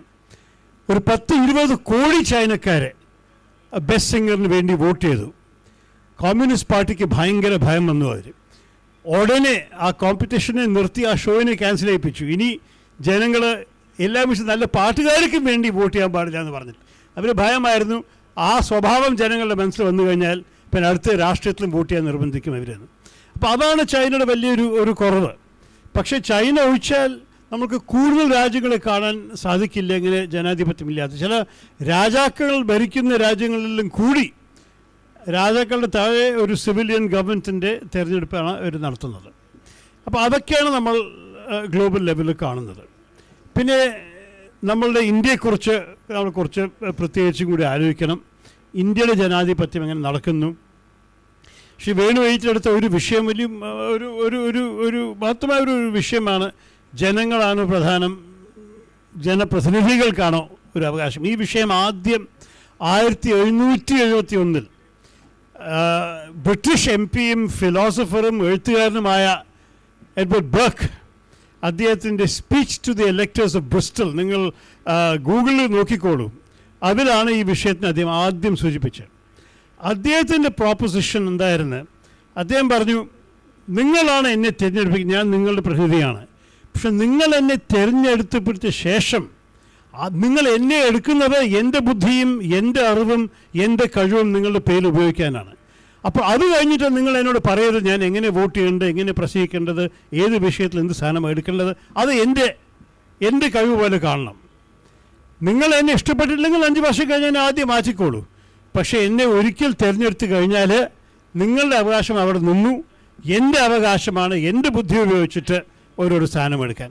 ഇതായിരുന്നു ബർക്കിൻ്റെ തിയറി. ഇത് വലിയൊരു പ്രസിദ്ധപ്പെട്ട ഒരു വിവാദമായി മാറി വന്നു. ഇപ്പോൾ കൂടി ശ്രീ വേണു പറഞ്ഞ പോലെ പലർക്കും അതിനൊപ്പം സൂചിപ്പിക്കില്ല. പക്ഷേ 10-200 വർഷമായിട്ട് ഇതായിരുന്നു പാർലമെൻ്ററി റെപ്രസെൻറ്റേഷൻ്റെ ഒരു ഡോമിനൻ്റ് തിയറി. ഒരു ജനാധിപത്യ പ്രതിനിധി നിങ്ങൾ എടുത്തു കഴിഞ്ഞാൽ അദ്ദേഹത്തിന് അത് കഴിഞ്ഞിട്ട് വിട്ടുകൊടുക്കണം. അദ്ദേഹത്തിന് ബുദ്ധി ഉപയോഗിക്കാനും അദ്ദേഹത്തിന് കഴിവും അദ്ദേഹത്തിൻ്റെ മൂല്യങ്ങളും അദ്ദേഹത്തിൻ്റെ വിശ്വാസങ്ങളെക്കുറിച്ച് ആലോചിച്ച് സംസാരിച്ചിട്ട് ആക്ട് ചെയ്യാൻ. പക്ഷേ നിങ്ങളുടെ പേരിൽ എന്താ കാരണം? അദ്ദേഹം നിങ്ങളുടെ പ്രതിനിധിയാണ്. അപ്പോൾ നിങ്ങൾ അത്രത്തോളം ആലോചിക്കേണ്ടി വരും. ഞാൻ ഇപ്പോൾ വോട്ട് കൊടുക്കുന്ന വ്യക്തിക്ക് എൻ്റെ മൂല്യങ്ങളും എൻ്റെ വിശ്വാസങ്ങളും എനിക്ക് ഇഷ്ടമുള്ള കാര്യങ്ങൾ ഉണ്ടോ? അല്ലെങ്കിൽ അയാൾക്ക് വോട്ട് കൊടുത്തു കഴിഞ്ഞാൽ പിന്നെ 5 വർഷത്തിന് അയാളുടെ ഇഷ്ടം പോലെ ചെയ്യും. അപ്പോൾ അയാളുടെ ഇഷ്ടം എൻ്റെ ഇഷ്ടം പോലെയാണ് നമ്മൾ തീരുമാനിക്കണം. ഇതാണ് ബർക്കിൻ്റെ തിയറി. ശ്രീ വേണു താങ്കൾ അക്സെപ്റ്റ് ചെയ്യുമല്ലോ. ഇതായിരുന്നു ക്ലാസിക് തിങ്. നമ്മൾക്ക് ഇന്നാണ് ഇന്ത്യയിൽ പിന്നെ 4-5 വർഷം മുമ്പ് അണ്ണ ഹസാരയുടെ മൂവ്മെൻറ്റ് വന്നപ്പോൾ അതിൻ്റെ ഓപ്പോസിറ്റാണ് പറഞ്ഞത്. അണ്ണ ഹസാരയുടെ മൂവ്മെൻറ്റ് പറഞ്ഞു സിവിൽ സൊസൈറ്റിയാണ് പ്രധാനപ്പെട്ടത്, ജനങ്ങളാണ് തീരുമാനിക്കേണ്ടത് എങ്ങനെ ഈ രാജ്യം പോകേണ്ടത്. അഥവാ ജനാധിപത്യത്തിൻ്റെ നമ്മളുടെ ജനപ്രതിനിധികൾക്ക് ചില കാര്യങ്ങൾ ചെയ്യാനുള്ള താല്പര്യമില്ലെങ്കിൽ അവരെ മാറ്റി ഞങ്ങളുടെ ആവശ്യം എടുക്കണം. എന്നിട്ടാണ് അവർ പാതിയിൽ ഇറങ്ങലും പബ്ലിക് ഫങ്ഷൻ ചെയ്യലും. നിങ്ങൾ എല്ലാവർക്കും പറയാം എന്ത് സംഭവിച്ചു എന്ന്. ഈ വിഷയത്തിൽ നമ്മൾ ശരിക്കും ആലോചിക്കുകയാണെങ്കിൽ ഇത് ശരിക്ക് ജനാധിപത്യത്തിന് ശരിക്കും ഒരു ഡേഞ്ചറാണ്. ഇത് ഡെമോക്രസി അല്ല, ഇത് മൊബോക്രസി ആയി മാറി വരാനുള്ള സാധ്യതയുണ്ട്. 1 ലക്ഷം ആൾക്കാർ പാതിയിൽ ഇറങ്ങിയിട്ട് ഓരോരു സർക്കാർ പോളിസിയെ മാറ്റാൻ സാധിച്ചാൽ നമ്മുടെ ജനാധിപത്യയുടെ ഭാവി മഹാമോശമായിരിക്കും, എനിക്കൊരു സംശയവുമില്ല. നമുക്ക് ഒരു കാര്യം മനസ്സിലാക്കണം, അഥവാ ജനപ്രതിനിധികൾ നിങ്ങൾ ഇഷ്ടപ്പെട്ട കാര്യങ്ങൾ ചെയ്യുന്നില്ലെങ്കിൽ അവരെ മാറ്റാനുള്ള അവകാശം നിങ്ങൾക്ക് എപ്പോഴുമുണ്ട്. പക്ഷേ നമ്മൾ പിന്നെ ഒരു പഞ്ചസാര ഇല്ലാത്തൊന്ന് ചോദിച്ചതിനോട് ചൂടോട്. അപ്പോൾ എൻ്റെ അഭിപ്രായത്തിൽ ഞാനിവിടെ കണ്ടിരിക്കുന്നത് ജനപ്രതിനിധികളുടെ സ്വാതന്ത്ര്യം കൂടി കുറച്ച് ചുരുങ്ങിയിട്ടുണ്ട്. എന്താ കാര്യം, നമ്മൾ ഇന്ത്യയിൽ ആൻറ്റി ഡിഫെക്ഷൻ ലോ വന്ന ശേഷം ഏത് ജനപ്രതിനിധിക്കും അദ്ദേഹത്തിൻ്റെ സ്വന്തം കോൺഷ്യൻസ് നോക്കി അദ്ദേഹത്തിൻ്റെ സ്വന്തം മൂല്യത്തിൻ്റെ അദ്ദേഹത്തിൻ്റെ പേഴ്സണൽ വിശ്വാസത്തെക്കുറിച്ച് വോട്ട് ചെയ്യാനുള്ള അവകാശമില്ല.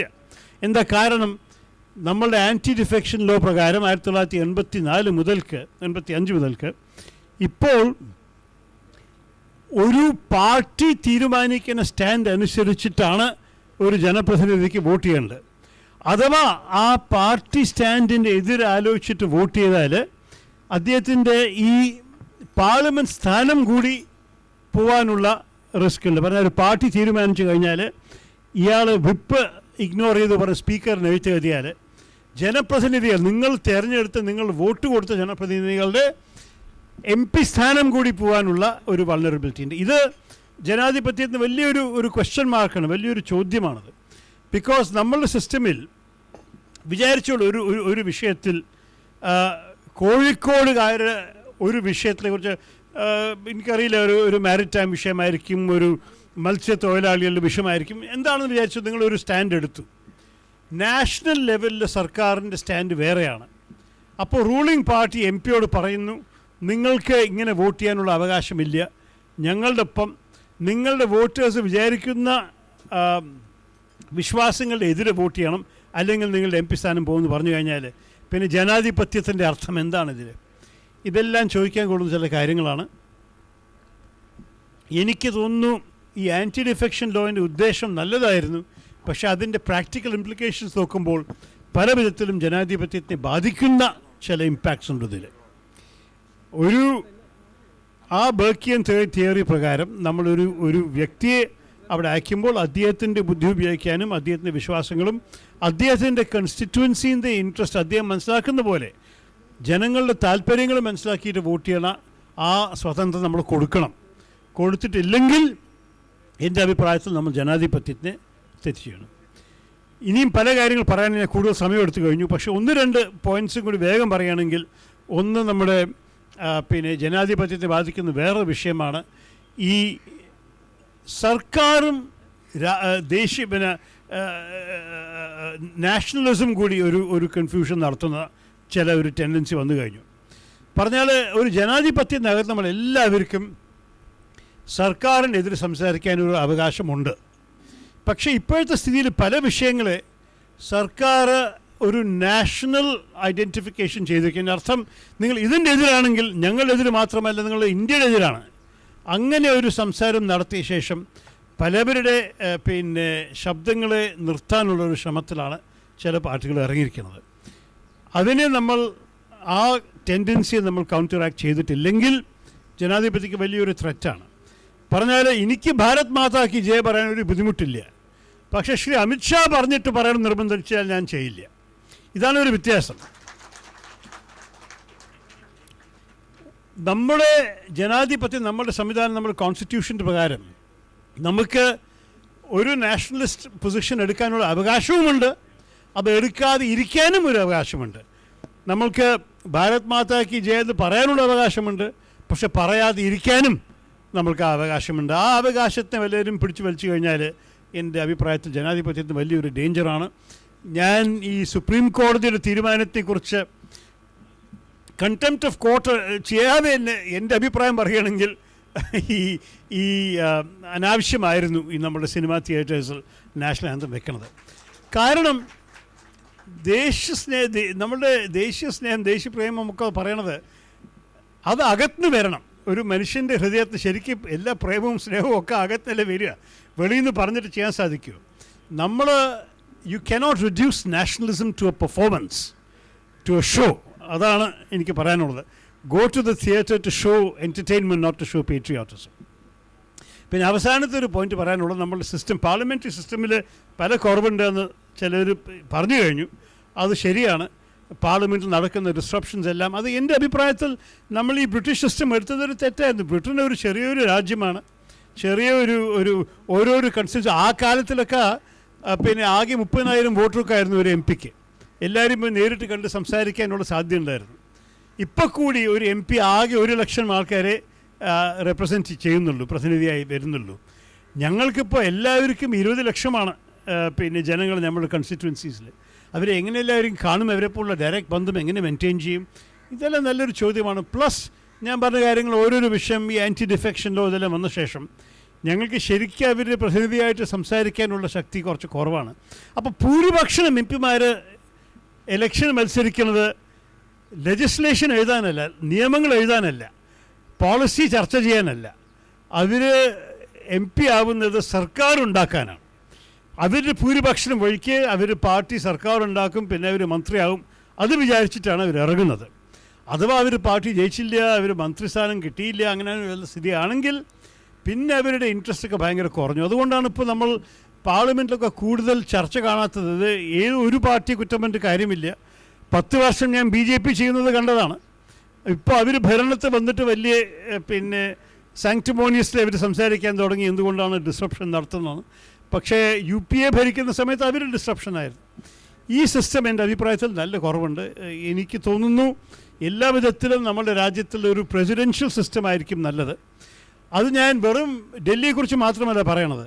എല്ലാ ഗ്രാമത്തിലും എല്ലാ നഗരത്തിലും നമ്മളുടെ മേയറെയോ നമ്മളുടെ പഞ്ചായത്ത് പ്രസിഡന്റ് ഡയറക്റ്റ്ലി എലക്ട് ചെയ്തിട്ട് അവർക്കൊരു ബഡ്ജറ്റും ചില അവകാശങ്ങളും കൊടുക്കണം. എന്നിട്ട് 4-5 വർഷം കഴിഞ്ഞിട്ട് അവരെ വീണ്ടും നമ്മൾ എടുക്കണം തീരുമാനിക്കണം. ഇപ്പോൾ നമ്മുടെ സിസ്റ്റമിൽ ഒരു അക്കൗണ്ടബിലിറ്റിയും പോരാ. എന്താ കാരണം? ആർക്കും ഒന്നിനും ഉത്തരവാദിത്വമില്ല. ചൈനയിൽ കൂടി ഞാൻ ഇപ്പോൾ പറയായിരുന്നു ചൈനയ്ക്ക് ജനാധിപത്യമില്ല, അത് ശരിയാണ്. പക്ഷെ എന്നാലും ഒരു ചൈനീസ് മേയറിൻ്റെ അടുത്ത് പോയാൽ നിങ്ങൾക്ക് അഥവാ ഒരു ബിസിനസ് ആരംഭിക്കണം എന്നുണ്ടെങ്കിൽ ആ ഒറ്റ മേയറിന് നിങ്ങൾക്ക് പെർമിഷൻ തരാൻ സാധിക്കും, ഭൂമി തരാൻ സാധിക്കും, വർക്കേഴ്സ് തരാൻ സാധിക്കും. നിങ്ങൾ എന്താ പ്രോഡക്റ്റ് ഉണ്ടാക്കുന്നത് തീരുമാനിക്കാനുള്ള അവകാശമുണ്ട്. നിങ്ങൾക്ക് ഇലക്ട്രിസിറ്റി, വെള്ളം, റോഡ്, നിങ്ങൾ തുറമുഖം വരെ അയക്കാനുള്ള എല്ലാ സംവിധാനം ചെയ്തു തരാൻ ആ മേയറിന് സാധിക്കും. ഇന്ത്യയിൽ ഒരു മേയർ പറഞ്ഞാൽ പാവം, അദ്ദേഹം ഒരു ഗ്ലോറിഫൈഡ് ചെയർമാനാണ് ഒരു കമ്മിറ്റിയുടെ. ഒരു അവകാശവുമില്ല, ഒരു ബഡ്ജറ്ററി കൺട്രോളുമില്ല.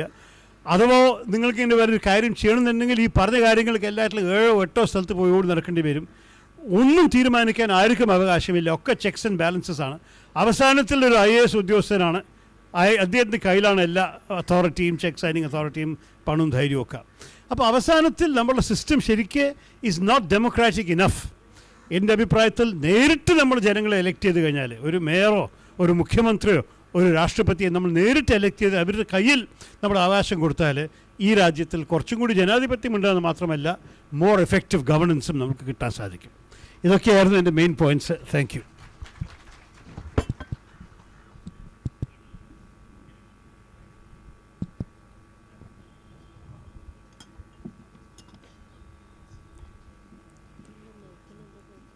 ജനാധിപത്യത്തിന് ആഗോളതലത്തിൽ തന്നെ ഭാവിയുണ്ട് എന്നും ലോകം കൂടുതൽ ജനാധിപത്യവൽക്കരിക്കപ്പെടുകയാണെന്നും ഉള്ള ശുഭപ്രതീക്ഷയോടുകൂടി ആണ് ശശി തരൂർ നമ്മെ അഭിസംബോധന ചെയ്തത്. പക്ഷെ അദ്ദേഹം ഒരു കാര്യം പറഞ്ഞു, ജനങ്ങളോ ജനപ്രതിനിധികളോ പ്രധാനം, ജനങ്ങൾക്ക് ജനപ്രതിനിധികളുടെ മേൽ അധികാരവും ഒരർത്ഥത്തിൽ അവരെ നിയന്ത്രിക്കാനുള്ള അവകാശവുമുണ്ടോ എന്ന ചോദ്യത്തിന് അദ്ദേഹം നൽകുന്ന ഉത്തരം, ഒരിക്കൽ തിരഞ്ഞെടുത്ത് കഴിഞ്ഞാൽ ജനപ്രതിനിധികളെ സംബന്ധിച്ചിടത്തോളം ജനകീയമായ അഭിലാഷങ്ങൾ പൂർണ്ണമായും പൂർത്തീകരിക്കുകയല്ല, സ്വന്തം ഇച്ഛകൾ അല്ലെങ്കിൽ സ്വന്തം അഭിപ്രായങ്ങൾക്കനുസരിച്ച് പ്രവർത്തിക്കുകയാണ് എന്നാണ്. പക്ഷെ അതോടൊപ്പം ജനപ്രതിനിധികളുടെ പരിമിതികളെക്കുറിച്ചും അദ്ദേഹത്തിന് പറയാനുണ്ട്. ജനപ്രതിനിധികൾക്ക് നിയമം ഉണ്ടാക്കുകയല്ല, സർക്കാർ ഉണ്ടാക്കുകയാണ് പ്രധാനം. ലെജിസ്ലേഷൻ അല്ല, സർക്കാർ ഉണ്ടാക്കുക എന്നതാണ്. അതൊരു പരിമിതിയാണ്. ആൻറ്റി ഡിഫെക്ഷൻ ലോയുടെയും മറ്റും ഒരു വന്നതുകൊണ്ടുള്ള ഒരു പരിമിതിയാണ്. അപ്പോൾ സിവിൽ സൊസൈറ്റി എന്ന ആശയം സ്വീകാര്യമല്ല എന്നുള്ളൊരു സമീപനമാണ് അദ്ദേഹത്തിൻ്റെത്. അത് മോബോക്രസിയിലേക്ക് വഴി തെളിയിക്കും എന്ന ഒരു ആശയം അദ്ദേഹം ഉയർത്തിപ്പിടിക്കുന്നുണ്ട്. മോബോക്രസിയിലേക്ക് വഴി തെളിയിക്കുമ്പോൾ അത് ജനാധിപത്യ പ്രക്രിയയെ അപൂർണമാക്കുകയാണ് ചെയ്യുക. അതേപോലെ നമ്മുടെ ജനാധിപത്യം കുറേ കൂടി പ്രയോഗതലത്തിൽ പൂർത്തീകരിക്കണമെങ്കിൽ ഇപ്പോഴത്തെ പാർലമെൻ്ററി സിസ്റ്റത്തിന് പകരം ഒരു പ്രസിഡൻഷ്യൽ സിസ്റ്റം ഉണ്ടാക്കുകയാണെങ്കിൽ അത് നമ്മൾ കുറേ കൂടി ജനാധിപത്യവൽക്കരിക്കപ്പെടും എന്നൊരഭിപ്രായവും അദ്ദേഹം പുലർത്തുന്നുണ്ട്. അപ്പോൾ ഈ വിഷയങ്ങളെക്കുറിച്ച് BRP ഭാസ്കർ ഈ വിഷയം കുറച്ചുകൂടി മുമ്പോട്ട് കൊണ്ടുപോകും. കാരണം നമ്മെ സംബന്ധിച്ചിടത്തോളം സിവിൽ സൊസൈറ്റിയുടെ പ്രവർത്തനങ്ങളെ കുറേ കൂടി സൂക്ഷ്മമായി നിരീക്ഷിക്കുന്ന ഒരു സാമൂഹ്യ ചിന്തകനാണ് അദ്ദേഹം. നമുക്കറിയാം, ജനപ്രതിനിധികളെ തിരിച്ച് വിളിക്കണമെന്ന ജയപ്രകാശ് നാരായണൻ്റെ അഭിപ്രായങ്ങളെയും മറ്റും വളരെ ആഴത്തിൽ നോക്കിക്കണ്ട ഒരു മാധ്യമപ്രവർത്തകനും ചിന്തകനും എന്ന നിലയിൽ നമ്മുടെ ഈ പ്രസിഡൻഷ്യൽ സിസ്റ്റത്തെക്കുറിച്ചും ജനപ്രതിനിധികളെ തിരിച്ചു വിളിക്കാനുള്ള അവകാശത്തെക്കുറിച്ചും ജനങ്ങളോ ജനാധിപത്യമോ കൂടുതൽ പ്രധാനം, ജനപ്രതിനിധികളോ ജനങ്ങളോ കൂടുതൽ പ്രധാനം എന്ന മൗലികമായ വിഷയത്തെക്കുറിച്ചുമൊക്കെ കുറച്ചുകൂടി വെളിച്ചം പകരാൻ തീർച്ചയായും ശ്രീ BRPക്ക് സാധിക്കും. ഞാൻ BRPയെ ക്ഷണിക്കുകയാണ്.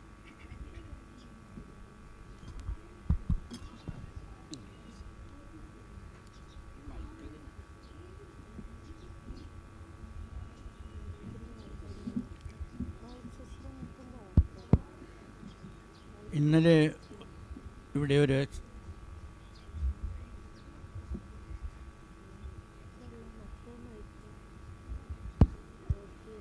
ഇവിടെ ഒരു ചർച്ചയിൽ പങ്കെടുക്കുമ്പോൾ കേൾക്കാമോ?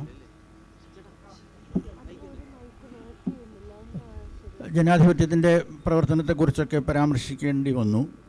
ആ പാനലിലിരുന്ന എല്ലാവരും ഇന്നത്തെ സാഹചര്യങ്ങളുടെ അടിസ്ഥാനത്തിൽ സംസാരിച്ചു. അത് കഴിഞ്ഞതിന് ശേഷം സദസ്സിൽ നിന്ന് ഒരാൾ പറഞ്ഞു, വളരെ നെഗറ്റീവായിട്ടുള്ള ഒരു സന്ദേശമാണ് കിട്ടുന്നത് എന്ന് പറഞ്ഞു. അത് ഏറെക്കുറെ ശരിയാണ് താനും. കാരണം നമ്മൾ ഇന്നത്തെ അവസ്ഥയെക്കുറിച്ച് ചർച്ച ചെയ്യുമ്പോൾ ഇന്ന് നമുക്ക് ചുറ്റും കാണുന്ന പലതും നമുക്ക് അസ്വീകാര്യമായതുകൊണ്ട് തീർച്ചയായിട്ടും വളരെ നെഗറ്റീവായിട്ടുള്ള ഒരു സന്ദേശം ഇത്തരം ചർച്ചകളിൽ ഉണ്ടാവും. അതുകൊണ്ട് തന്നെ ആദ്യമായി എനിക്ക് പറയാനുള്ളത്, നമ്മൾ ജനാധിപത്യത്തിൻ്റെ ഭാവിയെക്കുറിച്ച് ചർച്ച ചെയ്യുമ്പോൾ ജനാധിപത്യത്തിൻ്റെ ഭാവി വളരെ ഭദ്രമാണ് എന്ന് വിശ്വസിക്കുന്ന ഒരാളാണ് ഞാൻ.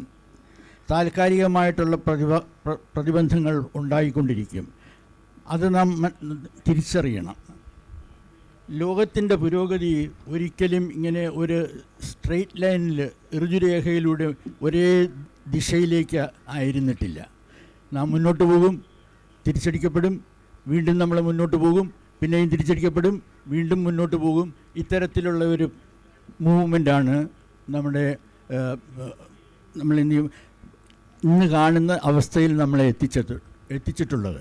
അപ്പോൾ ഒരു പ്രതിബന്ധം നേരിടുമ്പോൾ അല്ലെങ്കിൽ ഒരു തിരിച്ചടി നേരിടുമ്പോൾ നാം ഓർക്കേണ്ട ഒരു കാര്യം, ഇതിനെയും മറികടന്നുകൊണ്ട് ഇനിയും മുന്നോട്ട് പോകുവാനുള്ള കഴിവ് നമുക്ക് ഉണ്ട് എന്നുള്ളതാണ്.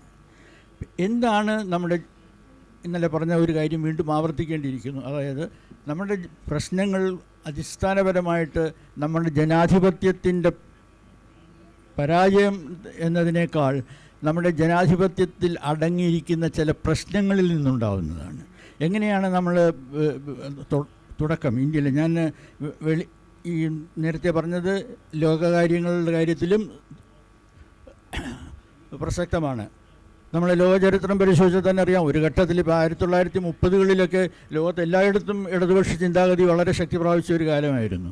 പല സ്ഥലങ്ങളിലും അത് പിന്നോട്ട് പോയി, ചില സ്ഥലങ്ങളിൽ മുന്നോട്ട് പോയി.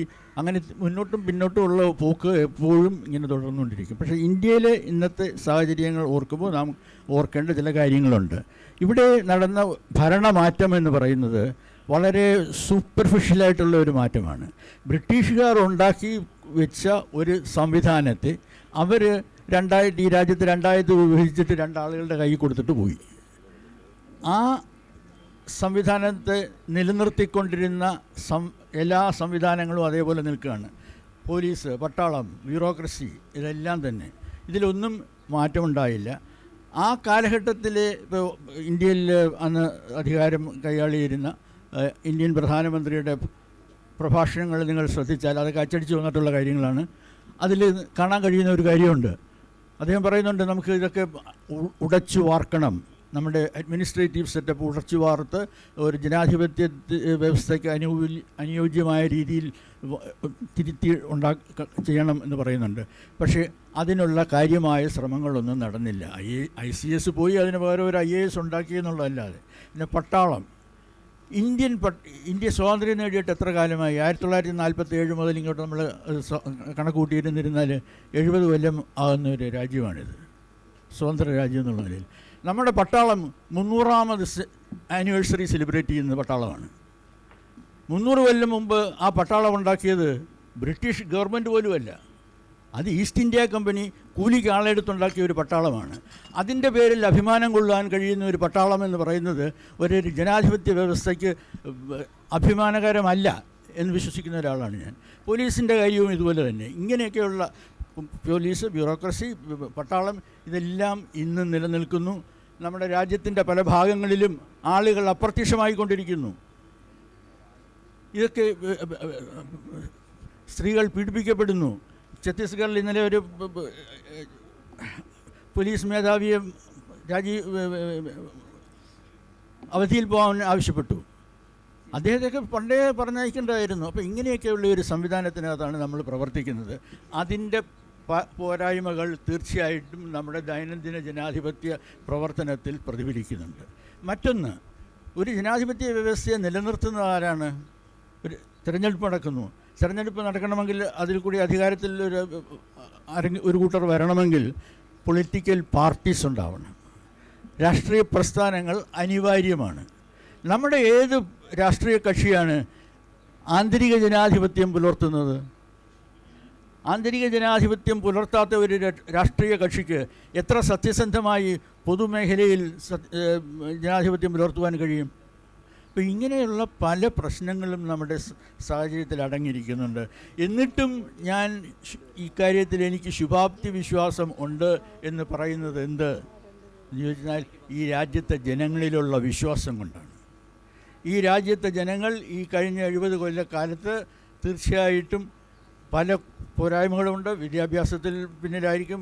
ഒരു ഫ്യൂഡൽ സമൂഹമാണ് ഇപ്പോഴും ഈ രാജ്യത്തിനും പ്രധാനമായും നിലനിൽക്കുന്നത്.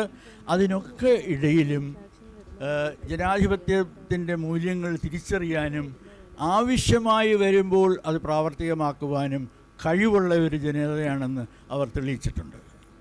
ഞാൻ ഒരു ഇതിൽ തുടങ്ങുന്നു. നമ്മൾ പിന്നോട്ട് പോയി 1952 തിരഞ്ഞെടുപ്പിലേക്ക് നിങ്ങളുടെ ശ്രദ്ധ ക്ഷണിക്കുകയാണ്. ഈ തിരഞ്ഞെടുപ്പിൻ്റെ പഴയ തിരഞ്ഞെടുപ്പ് സംബന്ധിച്ച എല്ലാ വിവരങ്ങളും ഇലക്ഷൻ കമ്മീഷൻ്റെ വെബ്സൈറ്റിൽ നിങ്ങൾക്ക് കാണാൻ കഴിയുന്നതാണ്. അവിടെ ചെന്ന് 1952 ഒന്നാം പൊതു തിരഞ്ഞെടുപ്പ് പഞ്ചാബ് നിയമസഭയിലേക്ക് നടന്ന തിരഞ്ഞെടുപ്പിൻ്റെ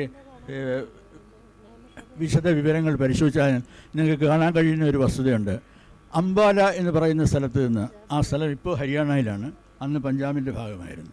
അവിടെ നിന്നും ആ തെരഞ്ഞെടുപ്പിൽ നിയമസഭയിലേക്ക് തിരഞ്ഞെടുക്കപ്പെട്ട വ്യക്തി ഗാഫർ ഖാൻ എന്നൊരാളാണ്. ആ ഗാഫർ ഖാൻ അംബാലയിലെ വോട്ടേഴ്സ് ലിസ്റ്റിൽ അന്നുള്ള ഏക മുസ്ലിമാണ്. 1952 1947 വിഭജനവും ഒക്കെ കഴിഞ്ഞിട്ട് കഷ്ടിച്ച് 5 കൊല്ലം മാത്രം കഴിഞ്ഞ് നടക്കുന്ന തെരഞ്ഞെടുപ്പിൽ മുസ്ലിങ്ങളെല്ലാം പലായനം ചെയ്ത് പോയ ഘട്ടത്തിൽ അവശേഷിച്ച ഏക കുടുംബം, അവശേഷിച്ച വോട്ടേഴ്സ് ലിസ്റ്റിലെ ഏക വ്യക്തി, ആ വ്യക്തിയെയാണ് അന്ന് കോൺഗ്രസ് അവിടെ സ്ഥാനാർത്ഥിയാക്കി നിർത്തിയത്. ആ മനുഷ്യൻ ജയിച്ചു 52-ൽ. ഈ സകലവിധ ഹിന്ദു വർഗീയവാദികളും അന്നും ഇവിടെ ഉണ്ട്. അവർക്കൊന്നും ഗാഫർ ഖാനെ എന്ന് അംബാലയിൽ തോൽപ്പിക്കാൻ കഴിഞ്ഞില്ല. 57-ൽ കോൺഗ്രസ് വീണ്ടും ഗാഫർ ഖാനെ നിർത്തി, വീണ്ടും ഗാഫർ ഖാൻ ജയിച്ചു. 62-ൽ 3-ാം തവണ ഗാഫർ ഖാനെ നിർത്തി, വീണ്ടും ഗാഫർ ഖാൻ ജയിച്ചു. അതിനുശേഷം അദ്ദേഹം നിന്നില്ല, അദ്ദേഹം മരിച്ചു. അതിനിടയിൽ 67-ലെ തിരഞ്ഞെടുപ്പിന് മുമ്പിൽ അദ്ദേഹം മരിച്ചു. ഇന്ന് ആ രീതിയിൽ ഏതെങ്കിലും ഒരു കക്ഷി, കോൺഗ്രസ് പോട്ടെ, മറ്റേതെങ്കിലും ഒരു കക്ഷിക്ക് ഒരു നിയോജക മണ്ഡലത്തിലെ ഏക മുസ്ലിം വോട്ടർമാർ, അതേമാതിരി തീരെ ചെറിയ ന്യൂനപക്ഷമായ ഏതെങ്കിലും ഒരു സമുദായത്തിൽ നിന്ന് ഒരു സ്ഥാനാർത്ഥിയെ നിർത്തുവാനുള്ള ധൈര്യമുണ്ടോ? നമ്മൾ പറയുന്നത് മുഴുവൻ ഇതൊക്കെ ചെയ്യേണ്ടി വരുന്നത് ജനങ്ങൾ അവരുടെ ഇടയിൽ ജാതി ചിന്തയുണ്ട്, അവരുടെ ഇടയിൽ മതചിന്തയുണ്ട്, അതുകൊണ്ട് നമുക്ക് അവരെയൊക്കെ പ്രീണിപ്പിക്കേണ്ടതായിട്ട് വരുന്നു എന്ന് പറയുന്നു. അതിന് ആ ചരിത്രം തിരുത്തി എഴുതാൻ സഹായിക്കുന്ന ഒരു വസ്തുതയാണ് ഞാൻ ഈ പറയുന്നത്. ഈ തരത്തിലുള്ള പ്രസ്ഥാനങ്ങൾ നമ്മൾ കാണുന്നുണ്ട്. യഥാർത്ഥത്തിൽ രാഷ്ട്രീയ പ്രസ്ഥാനങ്ങൾ അവരുടെ ഉള്ളിലുള്ള ഫ്യൂഡൽ ചിന്താഗതി ജനങ്ങളിൽ ആരോപിച്ചുകൊണ്ട് അതിൻ്റെ അടിസ്ഥാനത്തിൽ പ്രവർത്തിക്കുകയാണെന്നാണ് എൻ്റെ ബലമായ വിശ്വാസം. അത് മാറ്റി എഴുതാൻ കഴിയണമെങ്കിൽ തിരുത്തൽ പ്രക്രിയ തുടങ്ങേണ്ടത് പാർട്ടികൾക്കുള്ളിലാണ്. ഒരു പാർട്ടിക്കുള്ളിൽ തിരുത്തൽ പ്രക്രിയ നടത്താൻ അതിലെ അംഗങ്ങൾക്ക് മാത്രമേ കഴിയൂ. അതിന് പുറത്തുള്ള ആളുകൾക്ക് ഒരു പാർട്ടിയെ തിരുത്താനൊന്നും കഴിയില്ല. അപ്പോൾ പാർട്ടികൾക്കുള്ളിലുള്ള ആളുകൾ ഞങ്ങളുടെ പാർട്ടി നല്ല പാർട്ടി ആയിരിക്കണം എന്ന രീതിയിൽ ചിന്തിക്കാൻ തുടങ്ങണം. അങ്ങനെ ഒരു ചിന്ത നമ്മുടെ പാർട്ടികളിൽ പ്രവർത്തിക്കുന്ന ആളുകൾക്ക് കാര്യമായിട്ടില്ല എന്ന് എൻ്റെ പാർട്ടി എൻ്റെ കാര്യം നോക്കണം എന്നുള്ളതല്ലാതെ എൻ്റെ പാർട്ടി നല്ല പാർട്ടി ആയിരിക്കണം എന്ന രീതിയിൽ ചിന്തിക്കുന്ന അണികൾ വളരെ കുറവാണ്. ആ പ്രശ്നം നമ്മൾ കാണാതിരുന്നുകൂടാ. പാർട്ടികൾ നന്നാവണം. പിന്നെ ഇതിനിടയിൽ ഉയർന്നു വന്ന ഒരു പ്രശ്നമാണ് നമ്മൾ ജനപ്രതിനിധിയുടെയും സ്ഥാനമെന്ത് എന്നുള്ളത്. ജനപ്രതിനിധിക്ക് 5 കൊല്ലത്തേക്ക് സ്വതന്ത്രമായി പെരുമാറാൻ ഉള്ള അവസരം ഉണ്ടാകണമെന്ന് പറയുമ്പോൾ നാം ചോദിക്കേണ്ട ഒരു ചോദ്യം എന്താണ് ഈ സ്വതന്ത്രമായ പ്രവർത്തനം എന്നുള്ളതാണ്. ഒരൊറ്റ പ്രശ്നമേ ഞാൻ കാണുന്നുള്ളൂ. ആരുടെ താല്പര്യം മുൻനിർത്തിയാണ് ജനപ്രതിനിധി പ്രവർത്തിക്കുന്നത്? ജനപ്രതിനിധി വലിയ ബുദ്ധിശാലിയായിരിക്കാം, അദ്ദേഹത്തിൻ്റെ കഴിവ് മനസ്സിലാക്കിക്കൊണ്ടായിരിക്കാം ആളുകൾ തിരഞ്ഞെടുക്കുന്നത്. പക്ഷെ ആ കഴിവ് തങ്ങളുടെ താല്പര്യങ്ങൾക്കനുസൃതമായി വിനിയോഗിക്കണം എന്നുള്ള ആഗ്രഹത്തോടു കൂടി വിനിയോഗിക്കും എന്നുള്ള വിശ്വാസത്തോടു കൂടിയാണ് ആ പ്രതിനിധിയെ ജനങ്ങൾ തിരഞ്ഞെടുക്കുന്നത് എന്ന് തിരിച്ചറിയാൻ കഴിയണം. ഇപ്പോൾ ഇവിടെ പറഞ്ഞു, ഇപ്പോൾ ജനപ്രതിനിധിയുടെ സ്ഥാനം യഥാർത്ഥത്തിൽ പാർട്ടി തട്ടിക്കൊണ്ടുപോയി. പാർട്ടിയാണ് തീരുമാനിക്കുന്നത്. അപ്പോൾ പാർട്ടി ആരുടെ താല്പര്യം ആണ് സംരക്ഷിക്കുന്നത്? ഇതൊക്കെയാണ് ഇതിനകത്ത് അടങ്ങിയിരിക്കുന്ന പ്രശ്നങ്ങളായിട്ട് ഞാൻ കാണുന്നത്. ജനാധിപത്യം എന്ന് പറയുന്നത് ഇന്ന് നമ്മൾ ജനാധിപത്യ സമൂഹമാണ് എന്നൊക്കെ പറയുന്നത് 5 കൊല്ലത്തിലൊരിക്കൽ തിരഞ്ഞെടുപ്പ് നടക്കുന്നു എന്നുള്ളതിൻ്റെ അടിസ്ഥാനത്തിലാണ്. തിരഞ്ഞെടുപ്പ് നടക്കുന്നു, ആ തിരഞ്ഞെടുപ്പിലൂടെ ഭരണമാറ്റവും നടക്കുന്നുണ്ട്. പക്ഷേ അതുമാത്രം കൊണ്ട് ജനാധിപത്യമായി എന്ന് വിശ്വസിക്കുന്ന ആളല്ല ഞാൻ. ജനാധിപത്യം എന്ന് പറയുന്നത് 5 കൊല്ലത്തിൽ ഒരിക്കൽ പ്രകടിപ്പിക്കേണ്ട ഒന്നല്ല. ഓരോ ദിവസവും 24 മണിക്കൂറും ജനാധിപത്യം പ്രതിഫലിക്കണം, നമ്മുടെ പ്രവർത്തനങ്ങളിൽ പ്രതിഫലിച്ചുകൊണ്ടിരിക്കണം. അപ്പോൾ മാത്രമാണ് നമ്മളൊരു ജനാധിപത്യ സമൂഹമാണ് എന്ന് നമുക്ക് പറയുവാൻ കഴിയുന്നത്. അങ്ങനെ പ്രവർത്തിക്കുന്നതിന് പ്രതിബന്ധമായി നിൽക്കുന്ന കാര്യങ്ങൾ എന്തൊക്കെയാണെന്ന് നോക്കിയിരുന്നാൽ അടിസ്ഥാനപരമായിട്ട് നമ്മുടെ ഫ്യൂഡൽ മനസ്സുകളാണ്. അത് പല സ്ഥലങ്ങളിലും നമ്മൾ ഫ്യൂഡലിസത്തിൻ്റെ സ്വാധീനം വളരെയധികം കുറച്ചിട്ടുണ്ട്. പക്ഷേ ഈ മാറ്റങ്ങളൊക്കെ ഏറെക്കുറെ ബാഹ്യമാണ്. നമ്മുടെയൊക്കെ മനസ്സുകളിൽ പലപ്പോഴും ആ ഫ്യൂഡൽ മനോഭാവം നിലനിൽക്കുന്നുണ്ട്. പ്രത്യേകിച്ചും ഭരണാധികാരികളിലേക്ക് വരുമ്പോഴത്തേക്ക് അത് ഫ്യൂഡൽ ഇതിൻ്റെ വ്യവസ്ഥയുടെ തലപ്പത്തിരുന്ന ആളാകണമെന്നില്ല. അതിന് പുറത്തു നിന്നൊരാളാണെങ്കിലും അധികാരത്തിൽ വന്നു കഴിയുമ്പോൾ മനോഭാവത്തിൽ മാറ്റമുണ്ടാവുന്നു. കാരണം ആ ഫ്യൂഡൽ ഇതാണ് മാതൃകയായിട്ട് നമ്മൾ കാണുന്നത്. ആ തരത്തിൽ ഉള്ള പ്രശ്നങ്ങൾ നമ്മുടെ ജനാധിപത്യത്തെ യഥാർത്ഥത്തിൽ പല തരത്തിലും ദുഷിപ്പിച്ചുകൊണ്ടിരിക്കുന്നു. എന്നിട്ടും ഞാൻ ഇതിൽ ഇപ്പോഴും ശുഭാപ്തി വിശ്വാസം പുലർത്തുന്നതിൻ്റെ കാര്യം ഞാൻ നേരത്തെ പറഞ്ഞതുപോലെ ഈ നാട്ടിലെ ജനങ്ങൾക്ക് ജനാധിപത്യ വ്യവസ്ഥയെ നിലനിർത്തുവാനുള്ള കഴിവുണ്ട് എന്ന് തെളിയിച്ചിട്ടാണ്. അതിൻ്റെ പ്രകടമായ ഉദാഹരണമായിട്ട് ചൂണ്ടിക്കാണിക്കാവുന്നത് 1977 തിരഞ്ഞെടുപ്പാണ്. അടിയന്തരാവസ്ഥക്കാലത്തെ തിരഞ്ഞെടുപ്പാണ്. അടിയന്തരാവസ്ഥ അവസാനിപ്പിച്ചുകൊണ്ടല്ല തിരഞ്ഞെടുപ്പ് നടത്തിയത്. അടിയന്തരാവസ്ഥ നിലനിർത്തിക്കൊണ്ടാണ് ഇന്ദിരാഗാന്ധി 1977 തിരഞ്ഞെടുപ്പ് നടത്തിയത്. പക്ഷേ പ്രതിപക്ഷ കക്ഷികൾ ഒന്നിച്ചു ചേർന്ന്, പ്രധാന പ്രതിപക്ഷ കക്ഷികൾ ഒന്നിച്ചു ചേർന്ന് ഒന്നായിട്ട് നിന്നു. അവർക്ക് ഒരു പേര് പോലും ഇല്ലാതെയാണ് അവർ വേറൊരു പാർട്ടിയുടെ പേരിൽ 4 പാർട്ടികൾ ജനതാ പാർട്ടിയായിട്ടുള്ള പേരിലല്ല തിരഞ്ഞെടുപ്പിൽ മത്സരിച്ചത്, വേറൊരു പേരിലാണ് മത്സരിച്ചത്. ഇതൊക്കെ ആയിട്ടും അവർ ആരാണ്, എന്തിനു വേണ്ടി നിലകൊള്ളുന്നു എന്ന് തിരിച്ചറിഞ്ഞുകൊണ്ട് ഇന്ദിരാഗാന്ധിയുടെ അടിയന്തരാവസ്ഥ സർക്കാരിനെതിരെ വോട്ട് ചെയ്ത് അവരെ വിജയിപ്പിച്ച ജനങ്ങളാണ് ഇന്ത്യയിലെ ജനങ്ങൾ. ആ ജനങ്ങൾ, അതിൽ കേരളത്തിലെ ജനങ്ങളില്ല എന്നും കൂടി പറയണം. യു പിയിലെ, ബീഹാറിലെ ജനങ്ങൾ ഒറ്റക്കെട്ടായിട്ടാണ്. ഇന്ദിരാഗാന്ധിക്കും മകനും പോലും ജയിച്ചു കയറാൻ കഴിയാത്ത തരത്തിൽ, ആ തരത്തിൽ പ്രവർത്തിക്കാൻ കഴിവുള്ള ആളുകളാണ് ഇന്ത്യയിലെ വോട്ടർമാർ. അവരത് പലപ്പോഴും പ്രകടിപ്പിച്ചിട്ടുണ്ട്.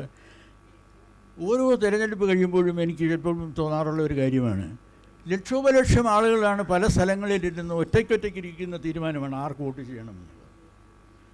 പക്ഷേ തിരഞ്ഞെടുപ്പ് ഫലം വരുമ്പോൾ എവിടെയോ ഇരുന്ന് ഒരു മനുഷ്യൻ ചിന്തിച്ച് ഒരു പ്രത്യേക തീരുമാനത്തിലെത്തണമെന്നുള്ള തീരുമാനമെടുത്ത് അത് പ്രാവർത്തികമാക്കി എന്ന തരത്തിലുള്ള ഒരു ഇംപ്രഷനാണ് നമുക്ക് കിട്ടുന്നത്. അത് 1977 തിരഞ്ഞെടുപ്പിൽ നാം കണ്ടു. കഷ്ടിച്ചു 2-3 കൊല്ലം കഴിഞ്ഞിട്ടാണ് അടുത്ത തിരഞ്ഞെടുപ്പ് വരുന്നത്. അതേമാതിരി തന്നെ അവർ എന്താണ് നടക്കുന്നതെന്ന് മനസ്സിലാക്കിക്കൊണ്ട് ആ സർക്കാരിനെ പുറത്താക്കി ഇന്ദിരാഗാന്ധിയെ തിരിച്ചു വിളിച്ചു. 3 കൊല്ലം മുമ്പ് കുടുംബത്തെ മൊത്തത്തിൽ പുറത്താക്കിയവർ ഇന്ദിരാഗാന്ധിയെ തിരിച്ചു വിളിച്ചു.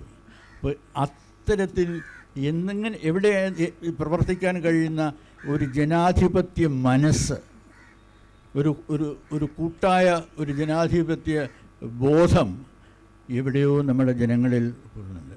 ഓരോ തിരഞ്ഞെടുപ്പിലും, കഴിഞ്ഞ തിരഞ്ഞെടുപ്പിൻ്റെ ഫലം എന്നെ സംബന്ധിച്ചിടത്തോളം ഒരു വലിയ ആശാസ്യമായ തിരഞ്ഞെടുപ്പ് ഫലമായിട്ട് ഞാൻ കാണുന്നില്ല.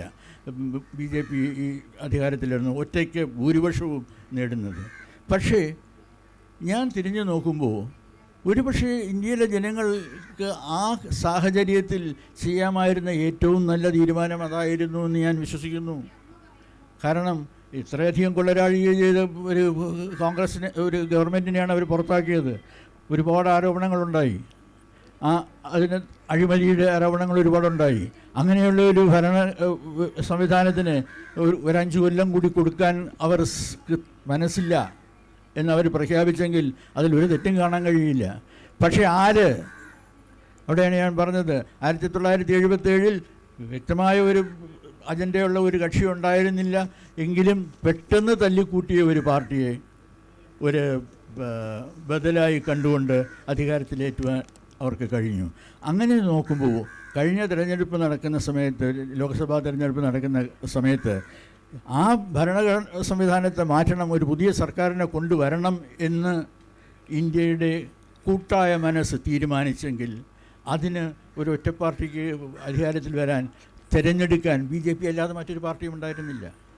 പക്ഷെ അവിടെയും എങ്ങനെയാണ് ആ തിരഞ്ഞെടുപ്പ് ഫലം എത്തിയതെന്ന് നമ്മൾ മനസ്സിലാക്കണം. 31% വോട്ടിലാണ് അവർ വരുന്നത്. 31% വോട്ടിൽ ലോക്സഭയിൽ സമ്പൂർണ്ണ ഭൂരിപക്ഷം കിട്ടുന്നുണ്ട്. ആ 31% എന്ന് പറയുന്നത് രാജ്യത്തിൽ അന്ന് വോട്ട് ചെയ്ത ആളുകളുടെ 31%. ഇന്ത്യയിലെ ഏറ്റവും പുതിയ സെൻസസ് പ്രകാരം തന്നെയും 80-നോടടുപ്പമാണ് ഹിന്ദുക്കളുടെ ജനസംഖ്യയുടെ വിഹിതം എന്ന് പറയുന്നത്. അപ്പോൾ ഈ 80%-ഓളം ഹിന്ദുക്കളുള്ള രാജ്യത്തിൽ ഹിന്ദുത്വത്തിൻ്റെ മുദ്രാവാക്യവുമായി ജനങ്ങളെ സമീപിച്ചപ്പോൾ ആകെ കിട്ടിയത് 31% മാത്രമാണ്. അത് ഹിന്ദുത്വത്തിൻ്റെ വിജയമല്ല, അത് തീർച്ചയായിട്ടും ഒരു പ്രായോഗികമായ തലത്തിൽ ആളുകൾ കണ്ട ഒരു ബദലെന്നുള്ള നിലയിലാണ് ഞാൻ അതിനെ കാണുന്നത്.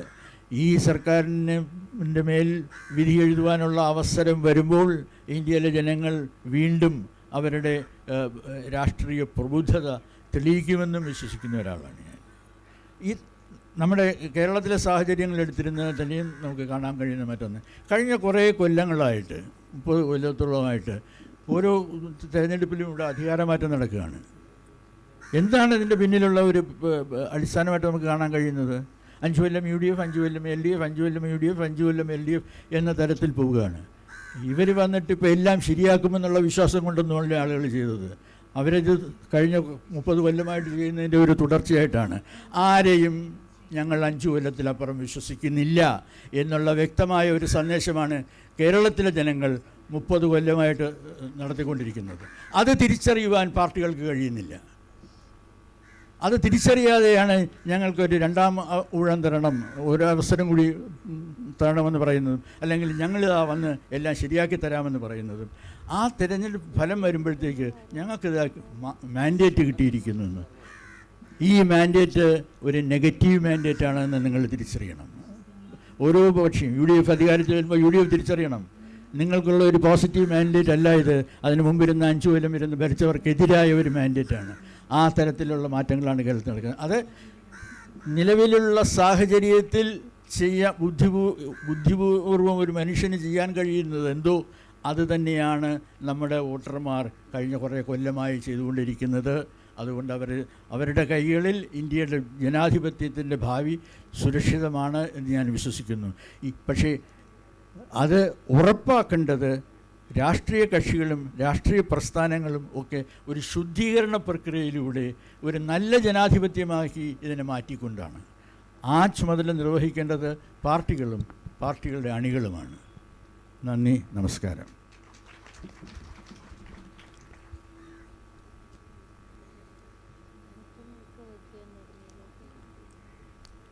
ഇന്ത്യൻ ജനാധിപത്യത്തിൻ്റെ ആന്തരിക ദൗർബല്യങ്ങൾ, ഭരണകൂടം ഒരു മർദ്ദനോപാധിയായി മാറുന്നു എന്നതും രാഷ്ട്രീയ പാർട്ടികൾക്ക് ആന്തരികമായ ഒരു ജനാധിപത്യമില്ല എന്നുള്ളതുമാണ് എന്നും BRP ഇവിടെ നിരീക്ഷിക്കുകയുണ്ടായി. ഇങ്ങനെയൊക്കെ ആണെങ്കിൽ തന്നെയും ഇന്ത്യൻ ജനാധിപത്യത്തിൻ്റെ ഭാവി ശോഭനമാണ്. ലോകത്ത് തന്നെ ജനാധിപത്യ വ്യവസ്ഥ പരാജയപ്പെടുകയില്ല എന്ന ശുഭാപ്തി വിശ്വാസം പങ്കുവെച്ചുകൊണ്ടാണ് അദ്ദേഹം അവസാനിപ്പിച്ചത്. അദ്ദേഹത്തിൻ്റെ നിരീക്ഷണങ്ങളോടുള്ള തൻ്റെ പ്രതികരണങ്ങൾ ഇടതുപക്ഷ ചിന്തകനായ ശ്രീ KT കുഞ്ഞിക്കണ്ണൻ ഇവിടെ സമർപ്പിക്കും. നമുക്ക് നമ്മുടെ ഷെഡ്യൂൾ പ്രകാരം 10:40 ഈ ചർച്ച അവസാനിക്കുകയും ജനങ്ങളുമായുള്ള ഇൻറ്ററാക്ഷനുള്ള സമയവുമാണ്. ശ്രീ കുഞ്ഞിക്കണ്ണനെ ഞാൻ സംസാരിക്കാൻ ക്ഷണിക്കുന്നു. പ്രിയപ്പെട്ടവരെ, ഇവിടെ ജനാധിപത്യത്തിൻ്റെ ഭാവിയെ സംബന്ധിച്ച് എല്ലാവരും പ്രകടിപ്പിച്ച ശുഭാപ്തി വിശ്വാസം പങ്കിടുന്ന ഒരാളാണ് ഞാൻ. പക്ഷേ നമ്മുടെ ജനാധിപത്യം സാർവദേശീയ തലത്തിൽ തന്നെ കോർപ്പറേറ്റുകൾ ഹൈജാക്ക് ചെയ്തിരിക്കുന്നു എന്നതാണ് യാഥാർത്ഥ്യം. മാർക്സ് വളരെ നേരത്തെ തന്നെ ചൂണ്ടിക്കാണിച്ചൊരു കാര്യമുണ്ട്. ബൂർഷാസിയുടെ പൊതുകാര്യങ്ങൾ നടത്തിക്കൊണ്ടുപോകാനുള്ള ഒരു സംവിധാനം മാത്രമായിട്ടാണ് ബൂർഷാസി ജനാധിപത്യത്തിൻ്റെ മുഖം മൂടി അണിഞ്ഞ ഭരണകൂടങ്ങളെ എക്കാലത്തും ഉപയോഗിക്കുക.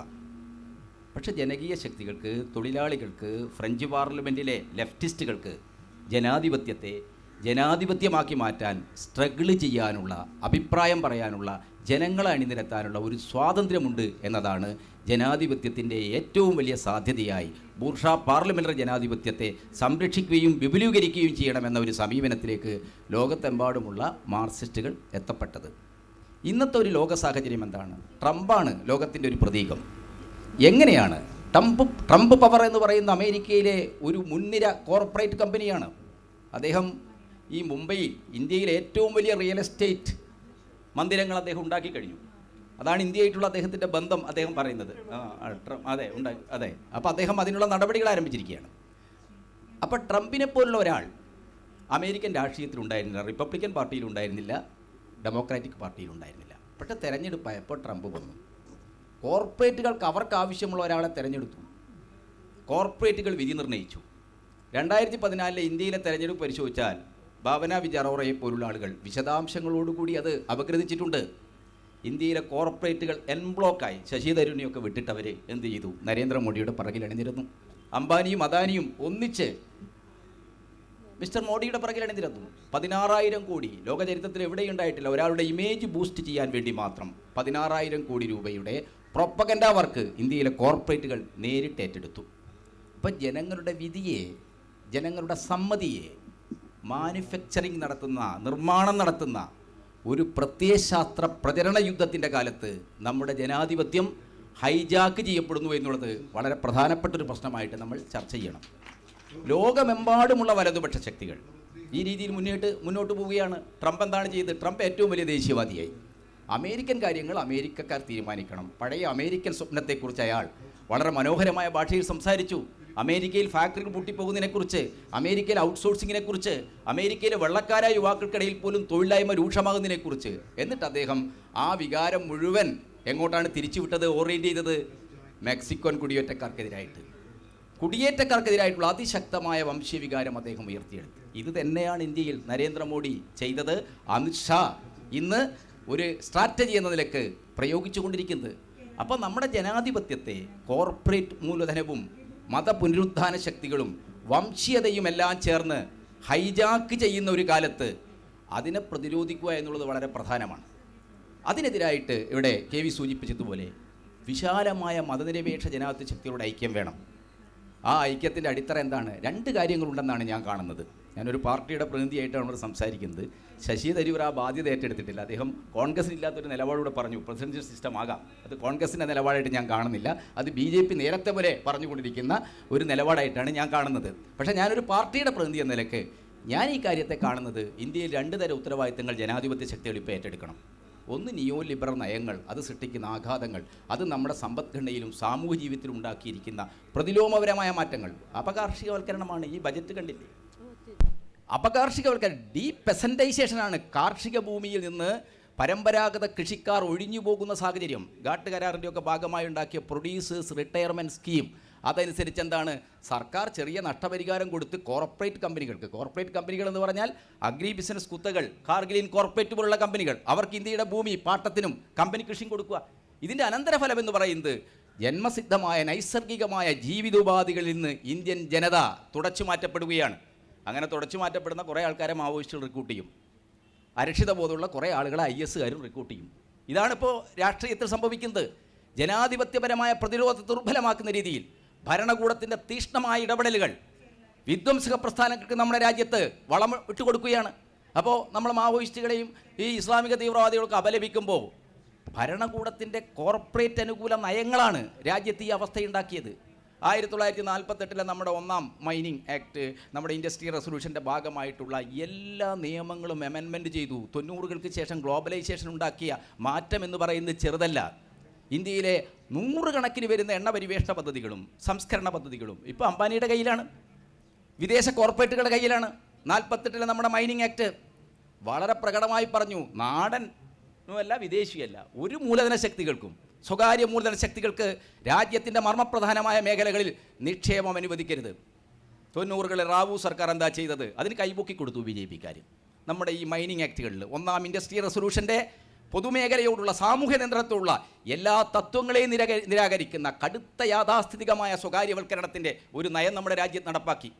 ആ സ്വകാര്യവൽക്കരണം എന്ന് പറയുന്നത്, പ്രൈവറ്റൈസേഷൻ എന്ന് പറയുന്നത് ഡീനാഷണലൈസേഷനാണ്, അപദേശീയവൽക്കരണമാണ്.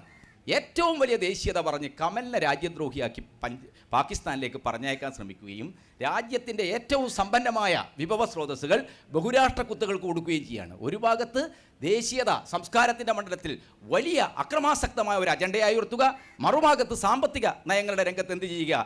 അപദേശീയവൽക്കരണം, ഡീനാഷണലൈസേഷൻ നടപ്പാക്കുക രാജ്യത്തിൻ്റെ പൊതുമുതലിൽ. ഏറ്റവും ഒടുവിൽ, എൻ്റെ സമയം കുഞ്ഞാവ് ഓർമ്മിപ്പിച്ചിട്ടുണ്ട്, ഏറ്റവും ഒടുവിൽ എന്താ നടന്നിരിക്കുന്നത്? നമ്മൾ ഈ രാജ്യത്തിൻ്റെ പരമാധികാരത്തെ, സ്വാതന്ത്ര്യത്തെക്കുറിച്ചൊക്കെ സച്ചിദാനന്ദൻ്റെ ഒരു കവിതയുണ്ട്, മുങ്ങുന്ന കപ്പലിലിരുന്ന് കുടുംബമഹത്വം പറയുന്നവർ എന്ന്. അതുപോലെ എന്താണ്, നമ്മളിതൊക്കെ പറയും എന്താണ്, ഈ ഏറ്റവും നരേന്ദ്രമോദി ചെയ്തിരിക്കുന്നത് എന്താണ്? അമേരിക്കയുമായി ഉണ്ടാക്കിയ ലോജിസ്റ്റിക്സ് മെമ്മോറണ്ടം ഓഫ് എഗ്രിമെൻറ്റ്, ഈ കരാറ് ഇന്ത്യൻ പാർലമെൻറ്റിനെ അറിയിച്ചിട്ടില്ല. ശശി തരൂരിനെ പോലുള്ള ആളുകൾ അറിയിച്ചില്ല. അവരാണ് അറിയേണ്ടത്, പാർലമെൻറ്റിനെ അറിയിച്ചിട്ടില്ല. എന്നാൽ അമേരിക്കൻ പാർലമെൻറ്റിൽ അവിടുത്തെ നാഷണൽ ഡിഫൻസ് ബില്ലിൻ്റെ ഭാഗമായിട്ട് ഇത് റിപ്പോർട്ട് ചെയ്തിരിക്കുക. അവിടെ റിപ്പോർട്ട് ചെയ്തിരിക്കുക എന്താണ്? ഇന്ത്യ അമേരിക്കയുടെ ഏറ്റവും വിശ്വസ്തനായ സൈനിക പ്രതിരോധ സഹായിയായി കഴിഞ്ഞു എന്നാണ്. നമ്മുടെ ദേശീയ സുരക്ഷയെക്കുറിച്ചൊക്കെ വലിയ വാചകമടിക്കുന്ന ആളുകൾ, പാകിസ്ഥാനിലെ കേന്ദ്രമായിട്ടുള്ള തീവ്രവാദികൾ കടന്നു കയറുന്നതിനെക്കുറിച്ച് പറയുന്നവർ, നമ്മുടെ സൈബർ സുരക്ഷയുടെ സാങ്കേതിക ജ്ഞാനം ആകെ അമേരിക്കയുമായിട്ട് വാങ്ങിക്കാനുള്ള, അമേരിക്കൻ കമ്പനികളുടെ നിയന്ത്രണത്തിലേക്ക് കൊണ്ടുവരാനുള്ള നടപടികൾ ഈ ലോജിസ്റ്റിക് എക്സ്ചേഞ്ച് അഗ്രിമെൻ്റ് വഴി ഉണ്ടാക്കിയിരിക്കുകയാണ്. ഈ രാജ്യത്തെ ജനങ്ങൾ ഇതറിയുന്നില്ല എന്നത് പോകട്ടെ, നമ്മൾ തെരഞ്ഞെടുത്തയച്ച പാർലമെൻറ്റ് അറിയുന്നുണ്ടോ?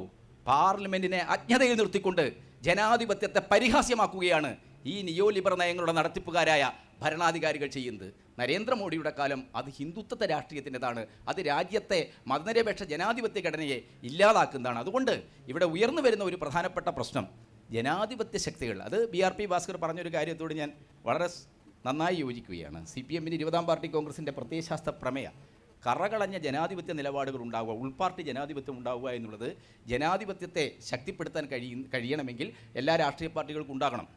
നമ്മുടെ ഉൾപാർട്ടി സംവിധാനത്തെ ജനാധിപത്യവൽക്കരിക്കാതെ അതേപോലെ തന്നെ രാഷ്ട്രീയത്തെ സംബന്ധിക്കുന്ന കാര്യങ്ങളിൽ എന്താണ്, നമുക്ക് തെളിഞ്ഞ നിലപാടുകൾ ഉണ്ടാകണം, പ്രഖ്യാപിതമായ നിലപാടുകൾ ഉണ്ടാകും. അപ്പോൾ എന്താണ്, നമ്മൾ തിരഞ്ഞെടുക്കുന്ന ആളുകൾ എന്താണ്, നമ്മളെല്ലാവരും വിശ്വസിക്കുന്നത് പ്രഖ്യാപിതമായ നിലപാടുകൾ വെക്കുന്നുണ്ട്, മാനിഫെസ്റ്റോ വെക്കുമല്ലോ. അപ്പോൾ തിരഞ്ഞെടുക്കപ്പെട്ട പ്രതിനിധിയുടെ ഭൗതിക ശേഷിയല്ല, സ്വതന്ത്രമായ ചിന്ത പ്രശ്നമല്ല, അതിലപ്പുറത്ത് അവർ ജനങ്ങളുടെ മുമ്പിൽ വെച്ചിരിക്കുന്ന പ്രകടന പത്രിക അനുസരിച്ച് പ്രവർത്തിക്കാൻ തയ്യാറാകണം. ആ പ്രകടന പത്രികയിൽ പറയുന്ന കാര്യങ്ങൾ അവർ ചെയ്യുന്നില്ല എങ്കിൽ അവരെ പുറന്തള്ളാനുള്ള, JP പറഞ്ഞതുപോലെ ജനങ്ങളെ അണിനിരത്താനുള്ള, ജനകീയ മുന്നേറ്റങ്ങൾ നടത്താനുള്ള അവകാശം എന്താണ്, ഭരണഘടനാദത്തമാണ്. നമ്മുടെ ഭരണഘടനയുടെ മൗലിക അവകാശ പട്ടിക നമുക്കത് തരുന്നുണ്ട്. ഇപ്പം 19-ാം ആർട്ടിക്കിൾ എന്നൊക്കെ പറയുന്നത് അഭിപ്രായ സ്വാതന്ത്ര്യം എന്ന് പറഞ്ഞാൽ എന്താണ്, ഇതുപോലെ വേദിയിൽ നിന്ന് അഭിപ്രായം പറയൽ മാത്രമല്ല, ജനങ്ങളെ അണിനിരത്തി അഭിപ്രായങ്ങൾക്ക് വേണ്ടി ജനാധിപത്യത്തിനകത്ത് ജനാധിപത്യപരമായ സമ്മർദ്ദങ്ങൾ ഉയർത്തിക്കൊണ്ടുവരാനുള്ള അവസരം കൂടിയാണ്. അതുകൊണ്ട് നമ്മുടെ ജനാധിപത്യത്തിന് വേണ്ടിയുള്ള മുന്നേറ്റങ്ങളിൽ വലിയ സമരങ്ങൾ, വലിയ ബഹുജന പ്രതിരോധങ്ങൾ ആവശ്യപ്പെടുന്ന ഒരു കാലമാണ്.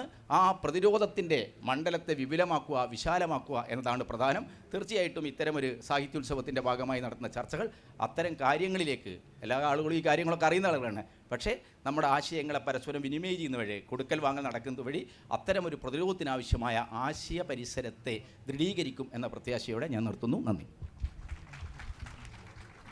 ഇനി സംവാദത്തിനുള്ള സമയമാണ്. 10 മിനിറ്റാണ് അനുവദിച്ചിട്ടുള്ളത്. ഇവിടെ സംസാരിക്കുന്ന ആളുകളുടെ ഒക്കെ തന്നെ സമയം ഞാൻ കവർന്നെടുത്തിട്ടുണ്ട്. ഏതായാലും ഏറ്റവും സംക്ഷിപ്തമായി വിശദമായ പശ്ചാത്തല വിവരണങ്ങളൊക്കെ ഒഴിവാക്കി ചോദ്യങ്ങൾ ചോദിക്കാനുള്ള അവസരമാണ്. ശശി തരൂർ സാറിനോടാണ്. ഭരണപക്ഷത്തും പ്രതിപക്ഷത്തുമായി കുറേ പേരെങ്കിലും ഉള്ളതുകൊണ്ടാണ് പൊതുമുതൽ കുറേയെങ്കിലും അവശേഷിക്കുന്നത്. ഒരാൾക്ക് മാത്രം അധികാരം കൊടുത്താൽ പൊതുമുതൽ ബാക്കി ഉണ്ടാകുമോ?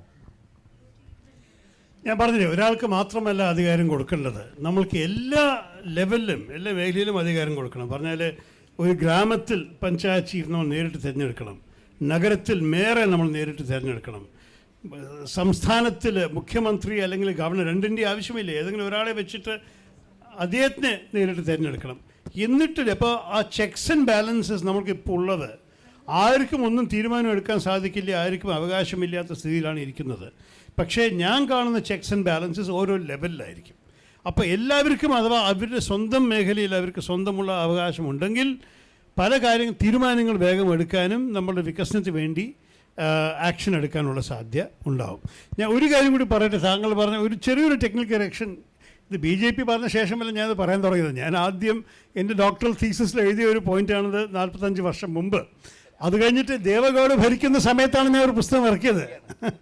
ഞാൻ തിയറി തന്നെ പറയുന്നു, ഞാൻ തിയറി ആയിട്ടില്ല സംസാരിക്കുക. നമ്മൾക്കറിയാം അത് സംഭവിക്കാൻ പോകുന്നില്ല. എന്താണ്, നമ്മുടെ രാഷ്ട്രീയക്കാർക്ക് അവരുടെ അനുവാദം ഇല്ലാണ്ട് നടക്കാൻ സാധിക്കില്ല. അതുകൊണ്ട് ഒരു മാറ്റം വരാനുള്ള തീരെ സാധ്യതയില്ല. നമ്മൾക്കിപ്പോൾ നടക്കുന്ന സിസ്റ്റമിനെ എങ്ങനെ നന്നാക്കാൻ സാധിക്കുമെന്നാണ് ശരിക്കും തീരുമാനിക്കേണ്ടത്. ഞാൻ ഒരു തിയററ്റിക്കൽ ഡിസ്കഷനിൽ സംസാരിക്കുമ്പോൾ ഞാൻ എൻ്റെ തിയറിയും പറഞ്ഞു, അത്രയേ ഉള്ളൂ. അല്ലെങ്കിൽ ഈ വിഷയത്തിൽ ഞാൻ നിങ്ങളൊപ്പം തന്നെ പ്രശ്നമില്ല. പിന്നെ വേറെ ചെറിയൊരു ടെക്നിക്കൽ പോയിന്റ് താങ്കൾ പറഞ്ഞാൽ ഒന്ന് കറക്ഷൻ ഒന്ന് വേണം.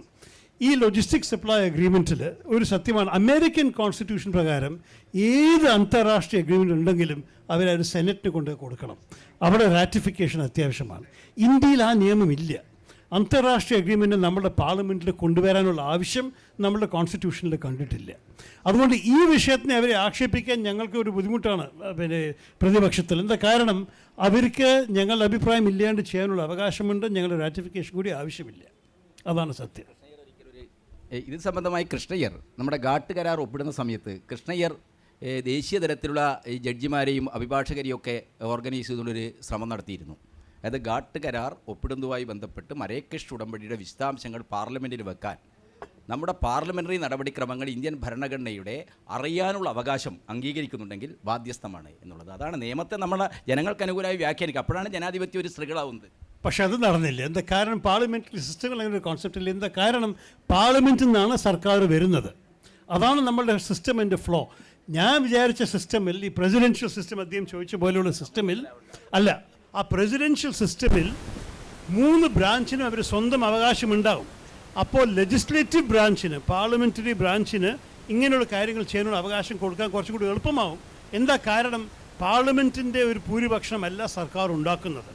അതുകൊണ്ട് അവർക്ക് സർക്കാർ ചെയ്യുന്ന തീരുമാനങ്ങളെ റാറ്റിഫൈ ചെയ്യാനുള്ള അവകാശം കൊടുക്കണം. സാറിനോടല്ല, സഖാവ് വേണുവിനോടാണ്. താങ്കളും കെ ടിയും ജനാധിപത്യ ഭരണത്തെ നിരാകരിച്ചുകൊണ്ട് സായുധ വിപ്ലവത്തിൻ്റെ മാർഗത്തിലേക്ക് കുറേ പേരെയെങ്കിലും എത്തിച്ചവരാണ്. അതിൻ്റെ തിക്തഫലം അനുഭവിച്ച ഒട്ടനവധി സാധാരണക്കാരെ നേരിട്ടറിയാം. എന്നാൽ താങ്കൾ പൊതുവായും സഖാവ് കെ ടി ഭരണകൂടത്തിൻ്റെ ആളെന്ന നിലയിലും ഇപ്പോൾ കംഫർട്ട് മേഖലയിലാണ്. ഈ വൈരുദ്ധ്യത്തിൻ്റെ കാരണം എന്താണ്? മതേതരത്വത്തിനും ജനാധിപത്യത്തിനും വേണ്ടി സ്വന്തം ജീവിതം അർപ്പിച്ച ഗാന്ധിജിയെക്കുറിച്ചോ ഗാന്ധിസത്തെക്കുറിച്ചോ പരാമർശിക്കാതെ ഈ വിഷയം ചർച്ച ചെയ്താൽ പൂർണ്ണമാകുമോ?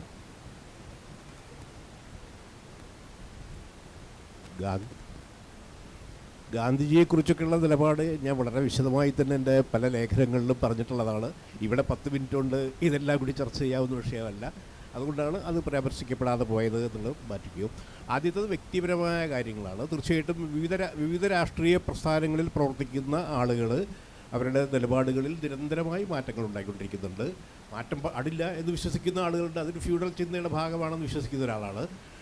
വളരെ കൃത്യമായ രീതിയിൽ, സത്യസന്ധമായ രീതിയിൽ മാത്രമാണ് ഞാൻ ഇതുവരെയുള്ള എൻ്റെ രാഷ്ട്രീയ നിലപാടുകൾ മുഴുവൻ സ്വീകരിച്ചു പോന്നിട്ടുള്ളത്. എൻ്റെ നിലപാടുകളിൽ മാറ്റം വന്നപ്പോൾ എൻ്റെ സംഘടനയിൽ ഉള്ളിലുള്ളവരെ അത് ബോധ്യപ്പെടുത്താനായി ശ്രമിക്കുകയും അതനുസരിച്ചുള്ള തിരുത്തലുകൾ നടത്തുകയും ചെയ്തൊരു ജനാധിപത്യ പ്രക്രിയയിലൂടെയാണ് ഞാൻ എൻ്റെ നിലപാടുകളിലെ മാറ്റങ്ങളെല്ലാം ഉണ്ടാക്കിയിട്ടുള്ളത്. ഓരോ മാറ്റവും വരുമ്പോൾ വളരെ വിശദമായി തന്നെ അതിൻ്റെ സൈദ്ധാന്തികവും രാഷ്ട്രീയവുമായ പ്രശ്നങ്ങൾ ബോധ്യപ്പെടുത്താൻ ശ്രമിച്ചിട്ടുണ്ട്. ലേഖനങ്ങളും പുസ്തകങ്ങളൊക്കെ ആയിട്ട് ചെയ്തിട്ടുണ്ട്. അത് സത്യസന്ധമായ ഒരു സമീപനം സ്വീകരിക്കുന്നവർക്ക് അങ്ങനെയുള്ള മാറ്റങ്ങൾ ഉണ്ടാകുന്നത് തെറ്റാണ് എന്ന് കരുതുന്ന ഒരാളല്ല, തെറ്റാണെന്ന് കരുതുന്നവർക്ക് അങ്ങനെ കരുതാം. അപ്പോൾ ജനാധിപത്യത്തോടൊപ്പം വായിക്കേണ്ട മറ്റൊക്കെ തോന്നുന്നു നവോത്ഥാനം എന്നുള്ളത്. ഈ നവോത്ഥാനത്തിൻ്റെ ഫലമായിട്ടാണ് ജനാധിപത്യം വന്നത് എന്ന് മനസ്സിലാക്കുന്ന ഒരാളാണ് ഞാൻ. പക്ഷേ അങ്ങനെ നവോത്ഥാനത്തിൻ്റെ ഫലമായിട്ട് വന്ന ജനാധിപത്യം ഇന്ന് നവോത്ഥാനത്തിനെ സംരക്ഷിക്കാൻ വേണ്ടി ഒന്നും ചെയ്യുന്നില്ല എന്നുള്ളൊരു ദൗർഭാഗ്യകരമായ വസ്തുതയും കൂടി ഇന്ന് നിലവിലുണ്ടെന്ന് ഞാൻ വിശ്വസിക്കുന്നു. ഒറ്റ ഉദാഹരണം പറഞ്ഞോട്ടെ. നമ്മുടെ തലമുറ ഇവിടെ ഉണ്ടായിരുന്നു. പേരിൻ്റെ കൂടെയുള്ള വാൽക്കഷ്ണം മുറിച്ച് മാറ്റിയിട്ടുള്ള ഒരു തലമുറ നമ്മുടെ കൂടെ നമുക്ക് മുന്നേ ഇവിടെ ഉണ്ടായിരുന്നു. ഇന്ന് 1ലോ 2ലോ പഠിക്കുന്ന ഒരു കുട്ടീനോട് മോൻ്റെ പേരെന്താണെന്ന് ചോദിച്ചാൽ അദ്വൈതേസ് നമ്പ്യാർ എന്നാണ് പറയുന്നത്. ഞാനൊരു ഉദാഹരണം പറഞ്ഞു എന്നേ ഉള്ളൂ. എന്തുകൊണ്ടാണ് ഇന്ന് വന്ന ഈ ജനാധിപത്യത്തിന് തൻ്റെ സൃഷ്ടിക്ക് കാരണമായിട്ടുള്ള നവോത്ഥാനത്തെ സംരക്ഷിക്കാൻ കഴിയാതെ പോകുന്നത്? ഈ ജനാധിപത്യത്തെ, അതിൻ്റെ ഫ്രഞ്ച് വിപ്ലവത്തിൻ്റെയൊക്കെ ആവേശകരമായ അതിൻ്റെ ഈ മതനിരപേക്ഷ കൺസെപ്റ്റിനെ നെപ്പോളിയൻ ബോണാപ്പാർട്ടിൻ്റെ കാലം മുതൽ ബൂർഷാസി തള്ളിക്കളിയാണ് ചെയ്തത്. ഇന്ത്യയിൽ നമുക്ക് നോക്കിയാൽ കഴിയാം, ജനാധിപത്യ പാർട്ടികൾ എന്ന് പറയുന്ന പാർട്ടികളുടെ ഒരു പ്രധാനപ്പെട്ട ദൗർബല്യം ഈ മത, ജാതി, വംശ, യാഥാസ്ഥിക ശക്തികളുമായി പല ഘട്ടങ്ങളിലും സന്ധി ചെയ്യുന്നു. നവോത്ഥാനത്തിൻ്റെ മൂല്യങ്ങൾ പാർട്ടിയുടെയും ബഹുജന പ്രസ്ഥാനങ്ങളുടെയും ഒരു കാഴ്ചപ്പാടാക്കി, ഒരു പൊതുബോധമാക്കി മാറ്റാനുള്ള ശ്രമങ്ങൾ നടക്കുന്നില്ല. അപ്പം നമ്മൾ ബോധപൂർവം തന്നെ, നവോത്ഥാനമാണ് ജനാധിപത്യത്തിലേക്ക് നയിച്ചത്. മതാധികാരത്തിൻ്റെതായ ലോകബോധത്തെ ചോദ്യം ചെയ്തുകൊണ്ടാണ് യുക്തിബോധവും റാഡിക്കലായ ആശയങ്ങളെല്ലാം സമൂഹത്തിലേക്ക് വരുന്നത്. അതിനെ നിരാകരിക്കുന്ന രീതിയിൽ തീവ്ര വലതുപക്ഷ ആശയങ്ങളുമായി സന്ധി ചെയ്യുന്ന ഒരു വർഗമാണ് ഇന്ന് ലോകത്തിലെ ജനാധിപത്യത്തിൻ്റെ നായകന്മാരായി നിൽക്കുന്നത് എന്നുള്ളതാണ് പ്രധാനപ്പെട്ട പ്രശ്നം. ഈ കാര്യവുമായി ബന്ധപ്പെട്ട് വേണു കെ വിക്ക് കൂടുതൽ പറയാനുണ്ടാവും. ഒരു ചോദ്യം കൂടി ചോദിക്കാനുള്ള സമയമുണ്ട്. ജനാധിപത്യത്തെക്കുറിച്ച് വളരെ ശോഭനമായ ഭാവിയാണെന്ന് എല്ലാവരും ഒരുപോലെ അഭിപ്രായപ്പെട്ടത് അത്ഭുതപ്പെടുത്തുന്നു. കാരണം ഇന്നലത്തെ പാനൽ ഡിസ്കഷനിൽ ഇത് വിപരീതമായൊരു അഭിപ്രായമാണ് ഇന്നലെ പങ്കെടുത്തവർ അഭിപ്രായപ്പെട്ടത്. ആനന്ദ് സക്രിയ മുതലായിട്ടുള്ള ആളുകൾ ആവിഷ്കാര സ്വാതന്ത്ര്യത്തെക്കുറിച്ച് VRP ഭാസ്കർ ആ മീറ്റിങ്ങിലുണ്ടായിരുന്ന ആളാണ്. പക്ഷെ ഇന്ന് ഞങ്ങൾ കൂടുതൽ സന്തുഷ്ടരാണ്. കാരണം ഇവിടെ പങ്കെടുത്തവരെല്ലാം ജനാധിപത്യത്തെക്കുറിച്ച് നല്ല ഭാവിയെക്കുറിച്ച് പറയുന്നു. ഈ ശശി തരൂർ സാറ് പറഞ്ഞ ഒരാശയം, പ്രസിഡൻഷിപ്പ് എന്നുള്ള ഒരാശയമുണ്ടല്ലോ, അത് ഒരു ഐഡിയൽ സിറ്റുവേഷൻ അല്ലേ? അത് പ്രാക്ടിക്കലായി നടപ്പാക്കാൻ വലിയ പ്രയാസമുള്ളതാണ്. അതിനേക്കാൾ എളുപ്പമല്ലേ ആം ആദ്മി മൂവ്മെൻറ്റ് പോലെയുള്ള ഒരു മൂവ്മെൻറ്റ് ഉണ്ടായപ്പോൾ ഇന്ത്യയിലെ രാഷ്ട്രീയ പാർട്ടികൾ കുറച്ചുകൂടെ ശുദ്ധമായി തുടങ്ങിയില്ലേ? അങ്ങനെപ്പോലുള്ള ആളുകൾ രാഷ്ട്രീയത്തിലേക്ക് വന്നതിന് തെളിവല്ലേ? കുറച്ച് വിദ്യാഭ്യാസവും കാഴ്ചപ്പാടും പ്രതിഭയും ഒക്കെയുള്ള ആളുകൾ രാഷ്ട്രീയത്തിലേക്ക് വരണം എന്നുള്ളൊരു നല്ല സന്ദേശം ഇന്ത്യയിൽ ഉണ്ടായിട്ടില്ല എന്നുള്ളതാണ്. Thank you. അല്ല, ഞാൻ രാഷ്ട്രീയത്തിൽ വന്നത് ആം ആദ്മി പാർട്ടിയെക്കുറിച്ച് കേൾക്കുന്ന മുമ്പാണ് കേട്ടോ. നിങ്ങൾ എല്ലാവർക്കും അറിയാം, അവർ കുറച്ച് വർഷം കഴിഞ്ഞിട്ട് ഇപ്പോൾ അവർ ഒരു 5-6 വർഷമായിട്ട് ഇരുന്നിട്ടുള്ളൂ. ഞാനിപ്പോൾ എൻ്റെ 9ാമത്തെ വർഷം ആരംഭിക്കുന്ന രാഷ്ട്രീയത്തിൽ, 8ാമത്തെ വർഷം. അതുകൊണ്ട് എനിക്ക് അവരെക്കുറിച്ചൊന്നും ഒരു കണക്ഷൻ ഉണ്ടായിരുന്നില്ല. പക്ഷേ നമ്മളുടെ ജനാധിപത്യത്തിൽ പല വിധത്തിൻ്റെ ആൾക്കാർ കയറുന്നത് അത്യാവശ്യമായിരുന്നു. ഞാൻ പണ്ട് കാലത്തെ എഴുതിയതാണ്, നമ്മളുടെ എഡ്യൂക്കേറ്റഡ് മിഡിൽ ക്ലാസ് ജനാധിപത്യത്തിൻ്റെ മേഖല അന്യമാർക്ക് വിട്ടുകൊടുത്തിട്ടുണ്ടായിരുന്നു. അപ്പോൾ പ്രത്യേകിച്ച് നോർത്ത് ഇന്ത്യയിലെ എല്ലാം വെച്ച് ഊക്കം പണക്കാരും മഹാരാജാക്കന്മാരും ജമീന്ദാർമാരും ആയിരുന്നു കൂടുതൽ കയറിയത്. അല്ലെങ്കിൽ മാർക്സിസ്റ്റ് പറയുന്ന ലുംപൻ പ്രോളറ്റേറിയറ്റ്, ഒന്നുമില്ലാത്തവർക്ക്, വേറെ ഒരു വഴി കാണാത്ത, ഒരു പഠിപ്പോ വിദ്യാഭ്യാസമോ ജോലി കിട്ടാൻ സാധ്യതയില്ലാത്തവരാണ് രാഷ്ട്രീയത്തിൽ വന്നത്. ഈ വിശ്വാസമായിരുന്നു മിഡിൽ ക്ലാസ് ഉണ്ടായിരുന്നത്. ഒന്നുമില്ലെങ്കിൽ എല്ലാം ഉള്ളവർ, അല്ലെങ്കിൽ ഒന്നുമില്ലാത്തവരാണ് രാഷ്ട്രീയത്തിൽ വരിക. ബാക്കി എല്ലാവരും നന്നായി പഠിച്ച് പരീക്ഷ എഴുതി സാധാരണ ജോലി എടുക്കുന്നത് നല്ലതായിരുന്നു എല്ലാവരും വിശ്വാസം.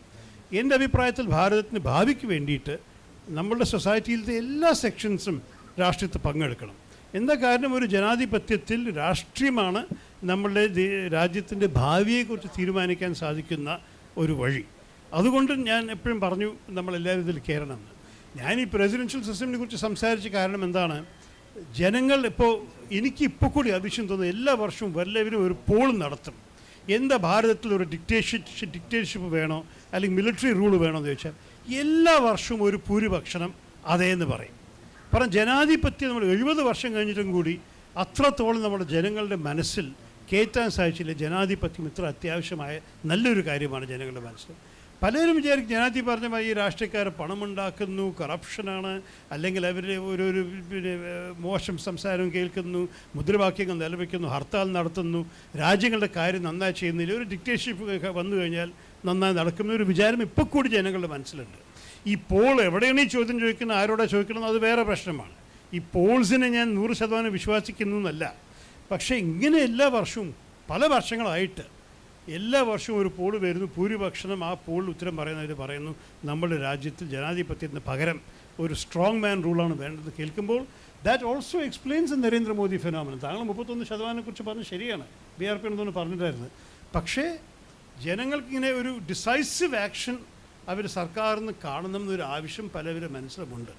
അപ്പോൾ നമ്മൾക്കതിനെ ജനാധിപത്യത്തിന് അകത്ത് കണ്ടെയ്ൻ ചെയ്തിട്ട് ഡിക്റ്റേറ്റർഷിപ്പ് വരെ പോകാതിരിക്കണമെന്നുണ്ടെങ്കിൽ ഒരു democratic system of directly elected chief executives, presidential system എന്നൊരു ഷോർട്ട് ഹാൻഡാണ്. പ്രസിഡൻറ്റിനെ മാത്രമല്ല, ഞാൻ പറഞ്ഞില്ലേ നമ്മളുടെ എല്ലാ നഗരത്തിലും ഒരു സ്ട്രോങ് മേയർ ഉണ്ടെങ്കിൽ നമ്മളെല്ലാവരും ജീവിതത്തിൽ എത്ര വ്യത്യാസം വരാൻ സാധിക്കും.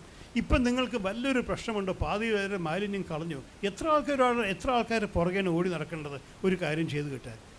ആർക്കും ഒരു ഉത്തരവാദിത്വമില്ല. എല്ലാവർക്കും ഉത്തരവാദിത്വം നമ്മൾ കൊടുത്തു കഴിഞ്ഞാൽ പിന്നെ അതിൻ്റെ അർത്ഥം ആർക്കും ഇല്ല എന്നാണ് അർത്ഥം.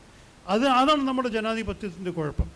അപ്പോൾ ഞാൻ പറയുന്നത് ജനാധിപത്യത്തെ നന്നായി നടത്തിയാൽ ജനങ്ങൾക്ക് അതിൻ്റെ ഗുണം രാഷ്ട്രീയത്തിൽ മാത്രമല്ല അവർ സ്വന്തം ജീവിതത്തിൽ എല്ലാ ദിവസത്തെ ജീവിതത്തിൽ കാണാൻ സാധിച്ചാൽ പിന്നെ അവരിതുപോലെ ഇങ്ങനെയുള്ള പോൾസിൽ മിലിറ്ററി റൂളോ ഡിക്റ്റേറ്റർഷിപ്പിന് വേണ്ടി സംസാരിക്കില്ല. അപ്പോൾ ഒരു എഫക്റ്റീവ്നെസ് കൊണ്ടുവരാനും ജനങ്ങൾക്കുള്ള അക്കൗണ്ടബിലിറ്റി കൊണ്ടുവരാനാണ് ഞാൻ ഈ പ്രസിഡൻഷ്യൽ സിസ്റ്റമിനെ കുറിച്ച് ആവശ്യപ്പെട്ടത്. നമ്മുടെ സെഷൻ അവസാനിക്കുകയാണ്. ജനാധിപത്യത്തിൻ്റെ ഭാവിയെക്കുറിച്ച് ശുഭപ്രതീക്ഷകൾ അവശേഷിപ്പിച്ചുകൊണ്ട് ഈ സെഷൻ ഇവിടെ